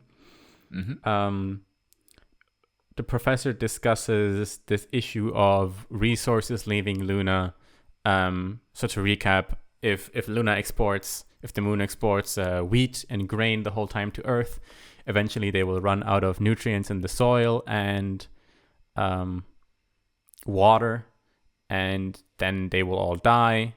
And he's saying to the Earthlings that that's not going to be profitable for you guys, because then you get less stuff. Instead, you could, instead of having a quota on grain that we have to ship, we could just have free trade. You could ship us more nutrients, like dung from cows or whatever, and water or whatever, and we can ship you more grain for that, and there will be a stable balance, and that will be profitable. And he says, and also you can send us your unwanted prisoners, and we'll put them to work. And then he mentions Malthus. Yes. So we know Malthus, the Malthusian population growth thing. So I think this is so interesting, because Heinlein got a lot of things, I want to say, right. Heinlein puts an interesting perspective on culture and like economic development in the book that is missing from a lot of sci-fi. But he completely, it seems, stumbles into this trap of Malthusian population growth, right? Yeah. So, which I was a little bit disappointed. So, to explain this idea, Malthus said that people basically grow like bacteria in a little petri dish, that you put a certain amount of food in there, and then they just multiply until all the food is gone, and then they die off. It's like exponential growth, and then everyone dies. And overpopulation. Yeah, overpopulation. And that, you know, we see this in the book. This is how Earth is kind of framed, that there's just too many people. Later, they rediscuss it, and they say maybe there's not too many, maybe they're just mismanaged. But society on Earth is framed here in a way where there's not enough food and there's just too many people, which was, especially in the 60s, where we also have the book The Population Bomb coming out by Ehrlich and all the like Club of Rome stuff. But now that we've run the experiment and we're in 2020 or 2024, we can say that actually what you observe is, until a certain level of poverty, more wealth will mean more population growth. But once you hit a certain level of wealth, it actually goes the opposite way, and people start having less children when they get wealthier. And if you order countries by wealth in the world, you will see that the richest countries have the worst population reproduction. And if you pick any individual country and you order the income classes in that country, you will also see that the trend is basically the richer you get, the less children people have, with a certain amount of, you know, error. But generally that seems to be the trend. So that currently we have Japan already population declining and birth rates pretty much slowing drastically in all Western countries, some of which are only growing still because they have a lot of immigration from the third world who isn't quite there yet. So yeah, it was a bit disappointing to see Heinlein step into the same mistake, you know. Yeah. Praising Malthus and all this overpopulation stuff. But hey, you can't have everything. I think Malthus also inspired the Nazis as well, right? You mentioned this on a different podcast. It makes sense. At least I think I remember learning this in school. I might be wrong. Yeah, but so Malthus, like, it's gone. The professor says, read Malthus. It is never safe to laugh at Dr. Malthus. He always has the last laugh. Well, history seems to have had the last laugh quite radically, actually. Also, I just love how, like, it's almost like a meme how obnoxious it is now. Read Malthus, like, read a book, like. You should read the economic texts before you start commenting on socialism. Okay. Right. How do we get out of this cringe moment? There's another quote. Yes. I'm gonna read it. It's one of your highlighted quotes, and I want you to tell me what it's about. Okay, that's it. Pontius Pilate washing his hands, I see. In Great New York, they pack them vertically. This is people. Not sure anyone sleeps. Was glad to be in invalid's chair. So they're, just some context, they are on Earth. And these are just some observations from Manny about the state of the world. Well, now I can't clip this. What? Now I can't clip this. Why not? What do you mean? Guys, we gotta think about the algorithm. We gotta keep everything in 60-second perfect bites. Oh, the YouTube shorts. Dab.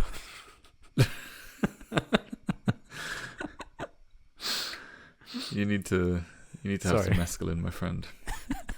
Estrogen.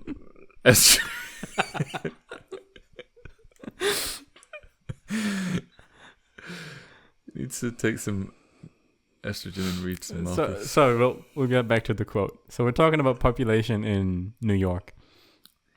These are some observations about the world. And he says, Is mixed up place another way? They care about skin color by making point of how they don't care. First trip, I was always too light or too dark, and somehow blamed either way, or was always being expected to take stand on things I have no opinions on. Bog knows I don't know what genes I have. Bog being God. Yeah, apparently this is Russian. I thought it was just a funny way to invert the word God, but apparently it's Russian for God. So why did you highlight this film? Tell me. There was another passage, some very similar to this, but it was interesting when they go to Earth and they go through all these countries, and when they go to the US, they make a point of mentioning like, oh, even in 2076, the US like weirdly hasn't gotten over their race issues.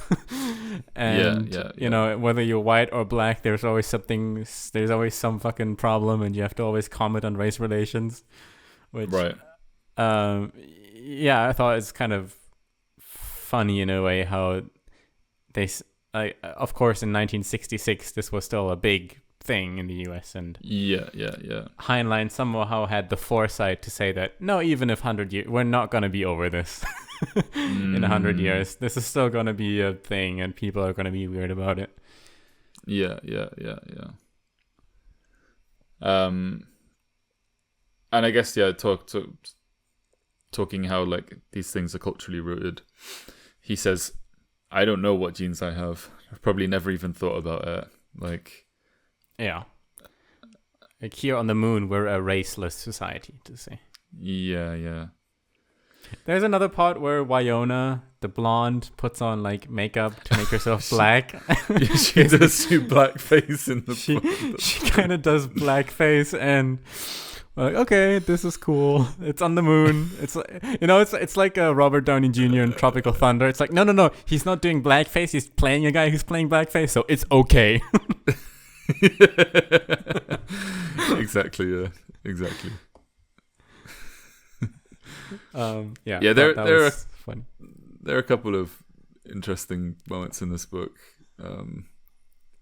like that. Yeah, we don't have to talk about any of them.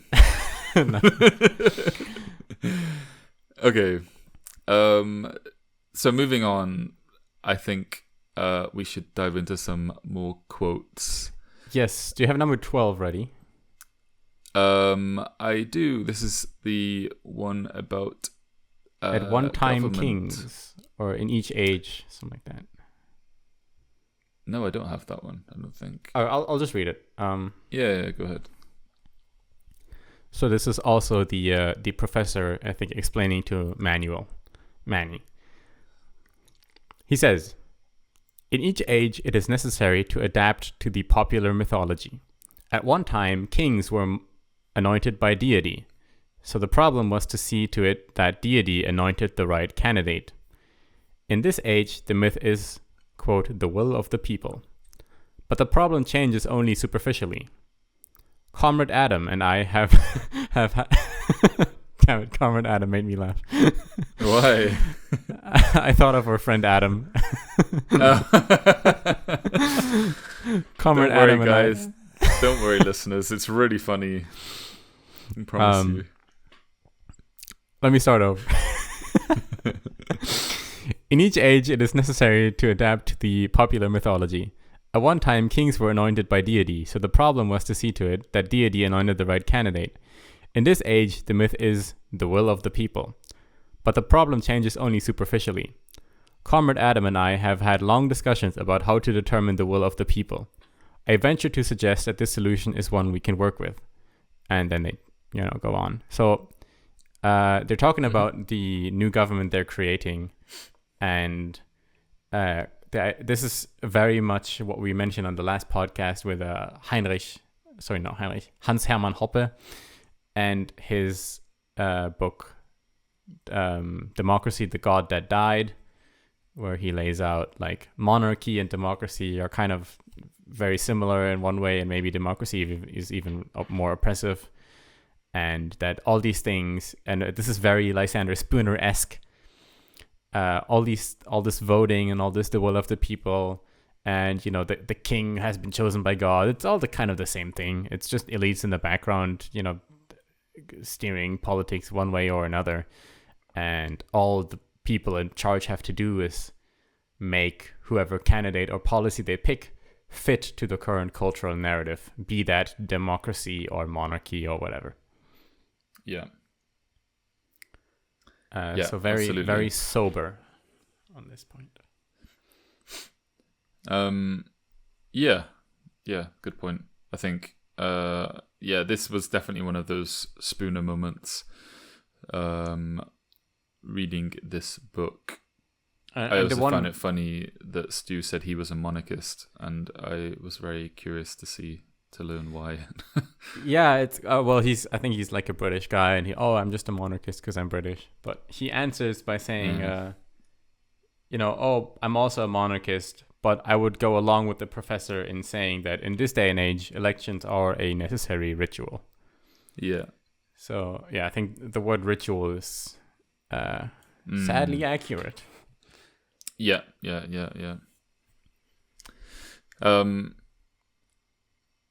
And maybe for all those people out there who feel disillusioned by politics, maybe this is the reason why. I don't know.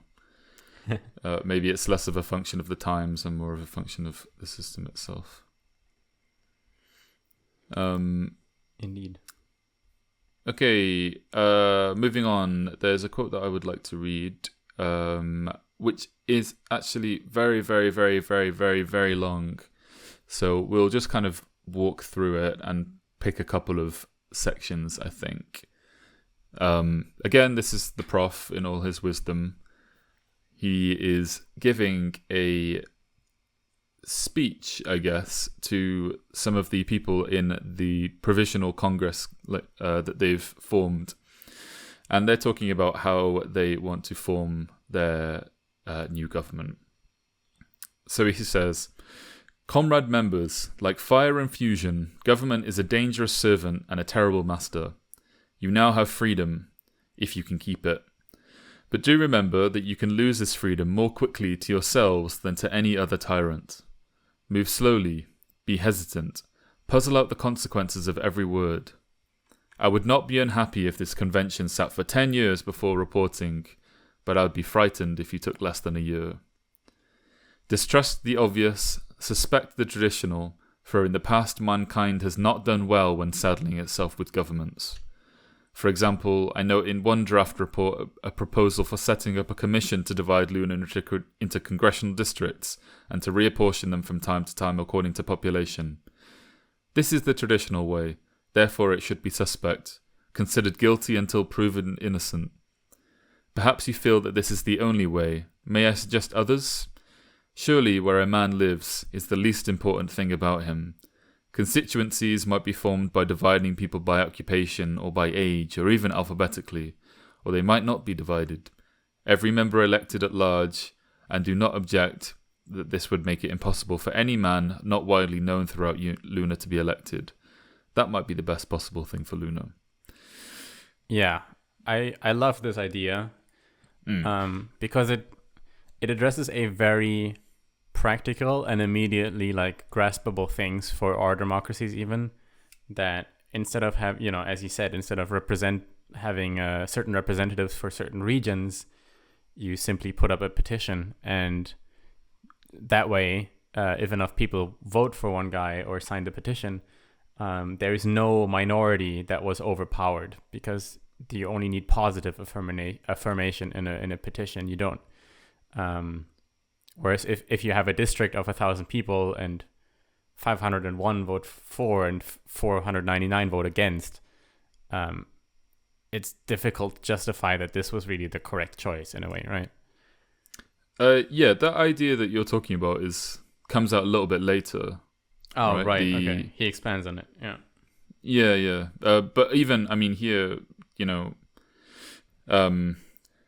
a constituency formed on someone's occupation or where someone lives, or by the generation that they were born in, inevitably you, because these differences aren't arbitrary, they are significant. I feel like inevitably you would end up with groups that have different interests. fighting against each other, versus something which is completely random. So, local areas have their own local conditions. You live in this area, so you want the place that you live to be nice. You connect with the people, you have some kind of sense of local culture and local identity. But say it's just someone who has the same first letter in their name as you probably share much less with them.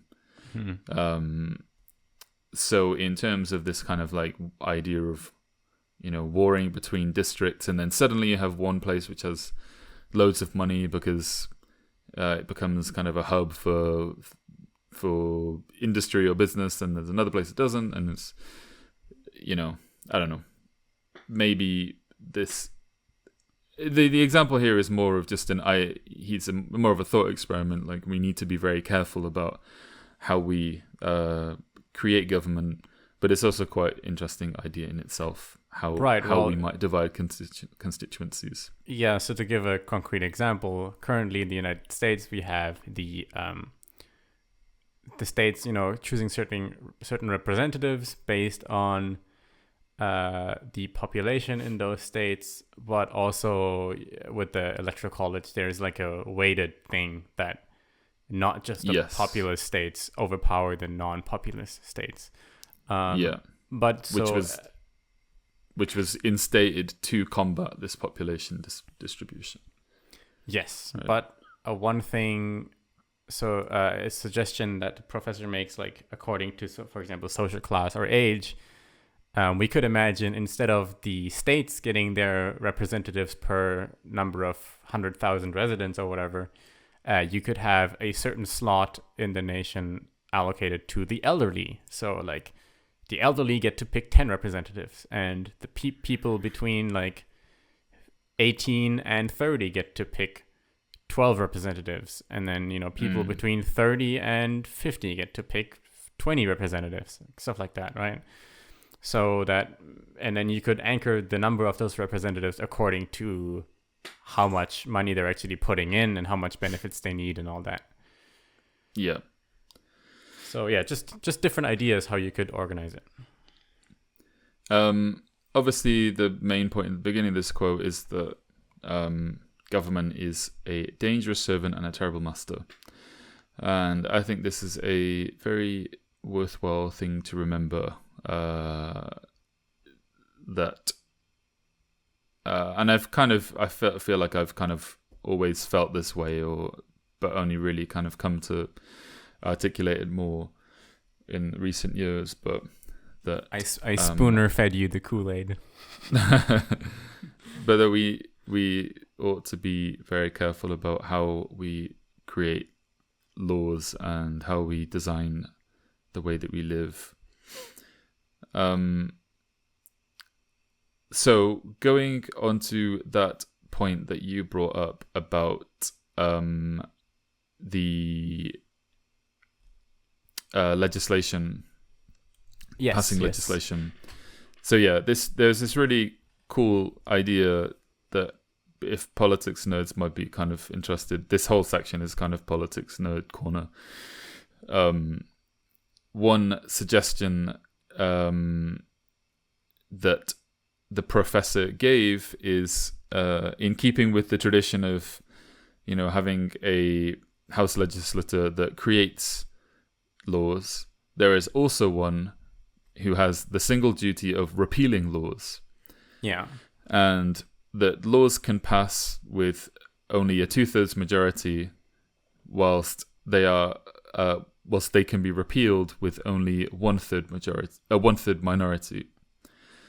So what this basically means is that if you have 2/3 of people who want it and 1/3 of people who will tolerate it, then everyone is happy, basically, right? And we can have this thing.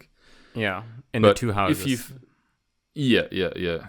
But if you find that 2/3 of people want this, but this actually is a huge inconvenience, or even danger to the livelihoods or conditions of the minority, then this 1/3 minority has the ability to get this law taken out of practice. I really like this. I thought this was really interesting. Yeah, I mean it's an even harder, I guess, restriction on passing laws and to revert to the famous / infamous Richard Wolff quote: "Socialism is when the government does stuff. What we as libertarians are trying to do is put the government in a position where it cannot do stuff, which is Yeah. or do less stuff and have bigger, harder barriers for doing stuff." So Well, do things in a controlled way, I guess, depending on how strongly libertarian you are. yeah, I mean, even just the idea itself that you would have you would have the ability to remove laws is, I don't know, kind of enlightening. yeah. You can tell Heinlein had like a 10-hour brainstorm, and he thought, "I'll just put it all in the professor's speech, all the ones that didn't really turn out well." Yeah. Yeah, I think we kind of, I do think like we have this constant like desire for like more and more and more and more and more governance in all different kinds of ways. Like as soon as we do this, it's like, oh, we need to include this thing now to balance it out, and we need to keep tinkering and keep adding stuff. And this takes the opposite logic where there's a kind of balance between two things. There's a balance between adding and taking away, and also it's like pro electorate. Like it's, it's, if you really don't like this thing, you go out, you drum up support, and you show people why it's wrong. And if you get enough votes, you can get it removed. Yeah, and he finishes, adding on to what you just said, he finishes the speech by accentuating the negative. Let me read this little part. So he says, "But in writing your constitution, let me invite attention to the wonderful virtues of the negative. Accentuate the negative. Let your document be studded with the things the government is forever forbidden to do. No conscript armies, no interference, however slight, with freedom of press or speech or travel or assembly or of religion or of instruction or of communication or occupation. No involuntary taxation. Comrades, if you were to spend 5 years in a study of history while thinking of more and more things that your government should promise never to do, and then let your constitution be nothing but those negatives, I would not fear the outcome. What I fear most are affirmative actions of sober and well-intended men granting to government powers to do something that appears to need doing. Please remember always that the lunar authority was created for the noblest of purposes by just such sober and well-intentioned men, all popularly elected. And with that thought, I leave you to your labors. Thank you." Yeah, absolutely. He again, at a later point, mentions explicitly that there is no greater evil than involuntary taxation, and that is the mechanism that enables government to overexpand and do all the other things, because then they have control over money and the money supply and all that. But and then Manny at the end of the book tells us that actually that didn't really work out, and that the government did turn into that kind of machine, at least a little bit. So I think we should move into that because we've been going for quite a while now. How does this world end up? I was a bit disappointed, to be honest. I was a bit confused. I didn't. I saw it coming for sure. It was developing in that way, I think, for a while in the book, but I still kind of hoped that it would at least explain a little bit more about how things turned out. To basically kind of summarize. They won the war. They were recognized as an independent nation by China and then the rest of the world. I think Manny ended up becoming prime minister. Yeah.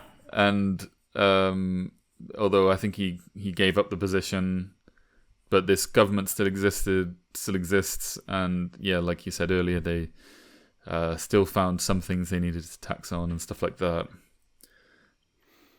I think what Heinlein is leaving us is no answers, but just kind of a portrayal of the struggle for liberty and how and this is mentioned a couple parts in the book as well, that humans maybe have this inherent drive to conscript things that others ought not to do, or to prescribe what others ought to do for their own good.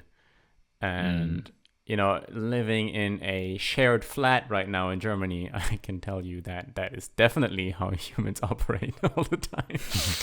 Because everything, I feel like people have just like this intrinsic communal drive where it's like, well, we're not really friends, we just live in the same place, so why don't we all buy our laundry detergent separate, and then we don't have to worry about how much one bought and how much everyone uses.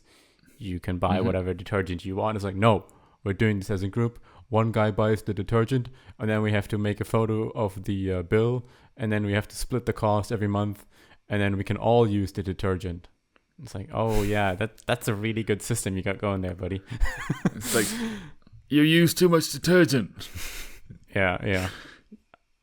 I don't know. So he's kind of leaving us with this. Even though these were the noblest of people, eventually government is what it is, and if you have one, it will grow, and that's just what they do. Yeah, I mean, it's a bit of a bleak ending, even though it kind of doesn't tonally read like that. And this is kind of why I think I'll probably forget about this book quite quickly, to be honest.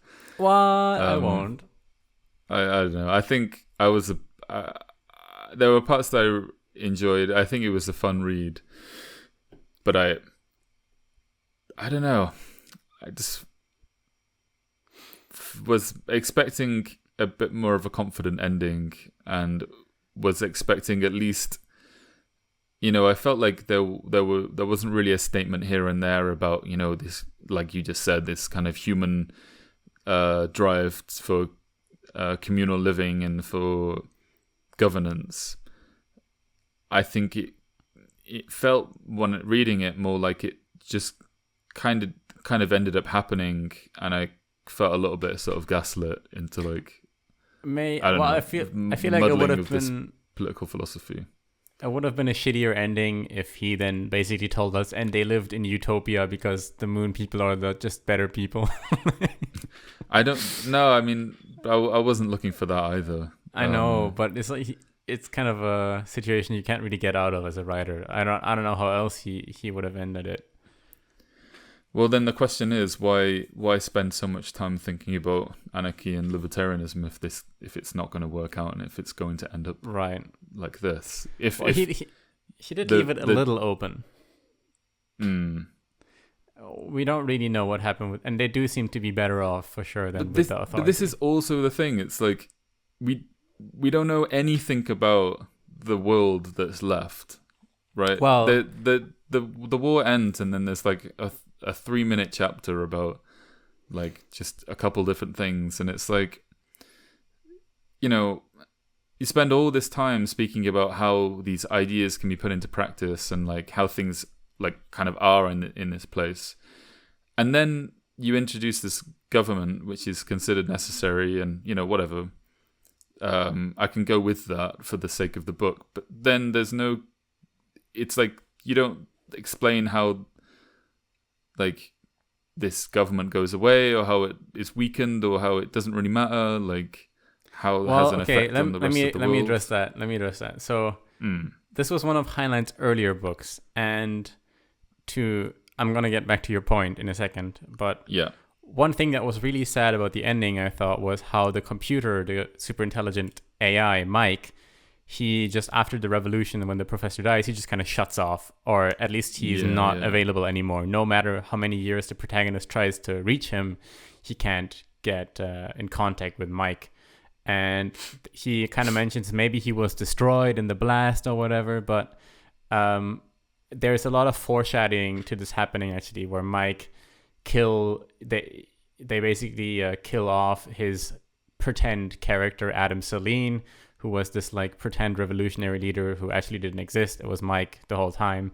They make that character die for convenience sake, and then they have, near the end, there's this discussion where Manny in the war strategy mentioned some point that Mike didn't think of, and he's like, "Oh, you're really smart actually for a human. And he kind of apologizes for being a bad computer or whatever, and then after the professor dies, Mike just kind of disappears. And I think this, when the computer disappears, it kind of reflects an earlier part in the book where the computer asks Manny about the two kinds of joke, those who are funny only one time and those who are funny in perpetuity. And I think Mike kind of thought that his contribution to this revolution of the humans is over, and that he has, because he's always calculating the probability of success, right? So I think maybe his calculation resulted in him being in the equation any longer would actually decrease the probability of success, because maybe government could use him as like an AI to hyper manage everything or something like that. So he decided to take himself out of the equation and just be alone forever, which I was really sad. That's a really nice observation. Yeah, he was like, oh, maybe I'm the kind of joke that only works one time, Damn, brother. But coming back to your point, Heinlein wrote many more books in this universe, and this book has multiple kind of sequels, and Mike does reappear in later books. Yay! I did a little bit of Googling.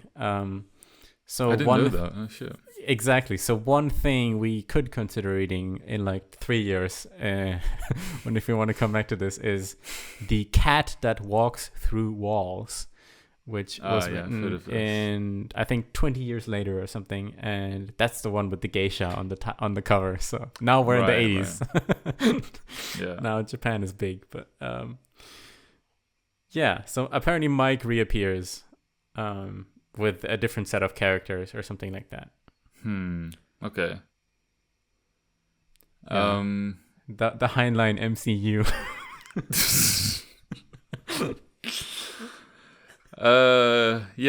Maybe a couple of years. Give it a couple of years. I don't know.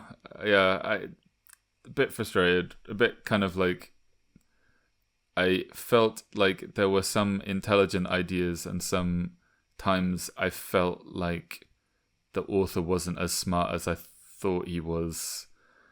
I don't know. Well, so to give some critiques, the book does kind of have pacing issues. I think the biggest issue for me was that in the first arc, in the first couple chapters, we have just Manny and a couple of characters going through like 24 hours, basically, over like 100 pages. And as a reader, I'm really in the moment. Everything is happening right like as I'm reading the lines, and it's evolving in real time, and there's great momentum, and then the revolution happens, and some guy gets killed, and I really am in the scene. And after that, we kind of skip years and months, and then like there's like one paragraph, and then like, oh, by the way, a year later, and for fuck's sake. So it takes the momentum out of the reading experience, and then I had trouble motivating myself to read.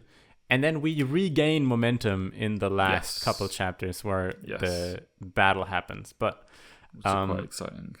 Yes, pacing was kind of different. Now the thing is, if he did explain everything in like real time, then obviously we would have 10 books and we wouldn't have read them. But that doesn't absolve the problem from existing. Yeah, I think on top of that as well,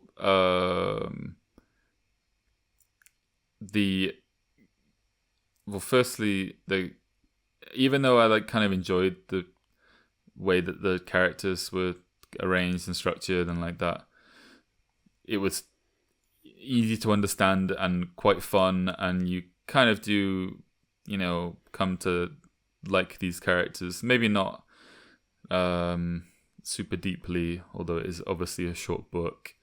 I did find that they felt a little bit too kind of like a ragtag bunch of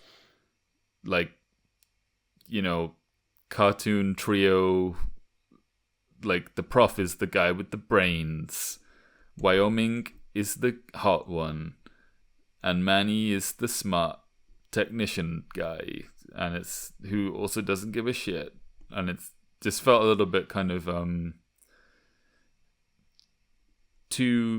maybe a little bit too kind of functional for the story.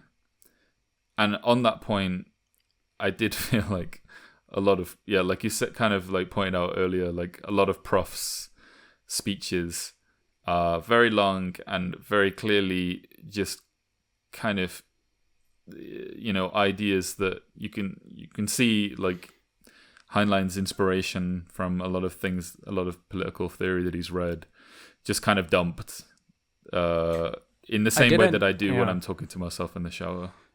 I did kind of enjoy that part. I think he sneaks very interesting libertarian talking points, and not just talking points, but discusses them actually kind of nonchalantly in the book, sometimes less nonchalantly. But we talked about TANSTAAFL already, but another one is with the free trade thing, that like actually if we weren't slaves and instead if you traded with us freely, we would both benefit because not like of comparative advantage, and we would also have more motivation to produce. It's the kind of, it's like Adam Smith in Wealth of Nations explaining why slavery is actually not economically good, that if you freed the slaves and had free trade with them, that they would it's the same idea.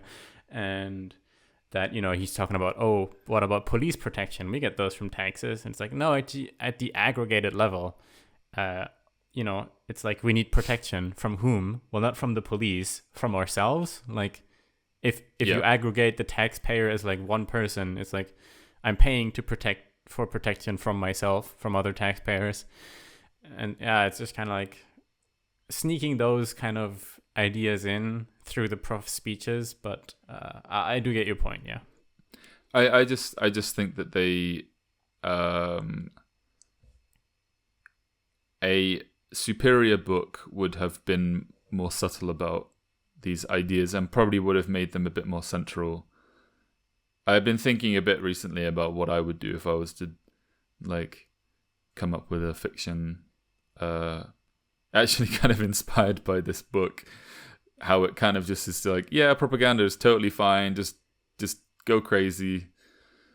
Thinking about if I were to create a piece of media that had some propagandistic themes in it, how I would try to obscure them, or not just obscure, but how I would try to make them understandable to people with who have certain expectations when it politically, and like ideas, preconceived ideas politically, and also to people who don't have really any interest in politics at all.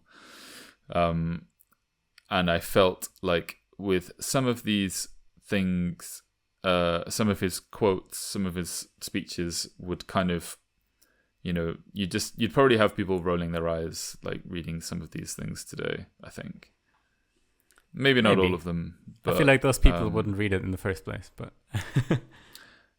Yeah, but I mean, the way that this book is advertised, it's like, it actually doesn't really mention much about the politics of the book. It's like, and a lot of the blurbs and the summaries that I saw of the book that I glanced over, a lot of them, the blurbs were like, it's a story about freedom of slaves from the authoritarian government, but I think not so much about like anarchy specifically. I think that reflects a kind of Ayn Randian influence, and also how she treated ideology in her books, is that you try to just write a story that is counter the conventional ideology without trying to make the ideology a central point. And then it does feel very ideological while you're reading it.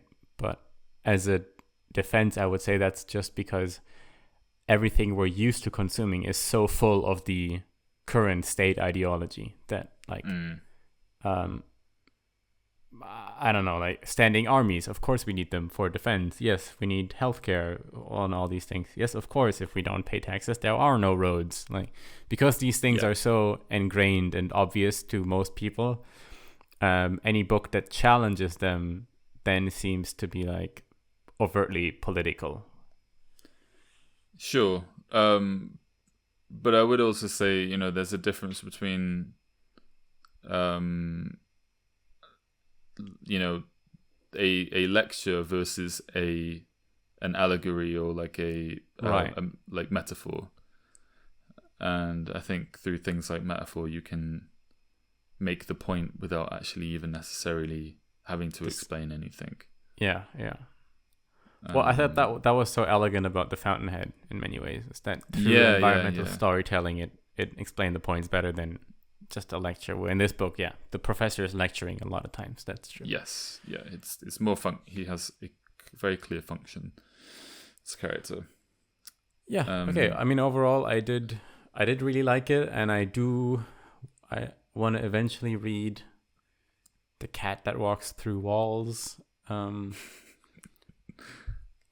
I was generally sad when it ended, not just because of Mike, but also I had this, you know, it was late in my room at night, and I was like, man, I'm not going to be in this world anymore. Yeah, no, I had a bit of that as well. It's like, I'm not, the lunar colonies are not going to be part of my life now anymore. That's kind of sad. I enjoy science fiction a lot. This was definitely scratched the itch.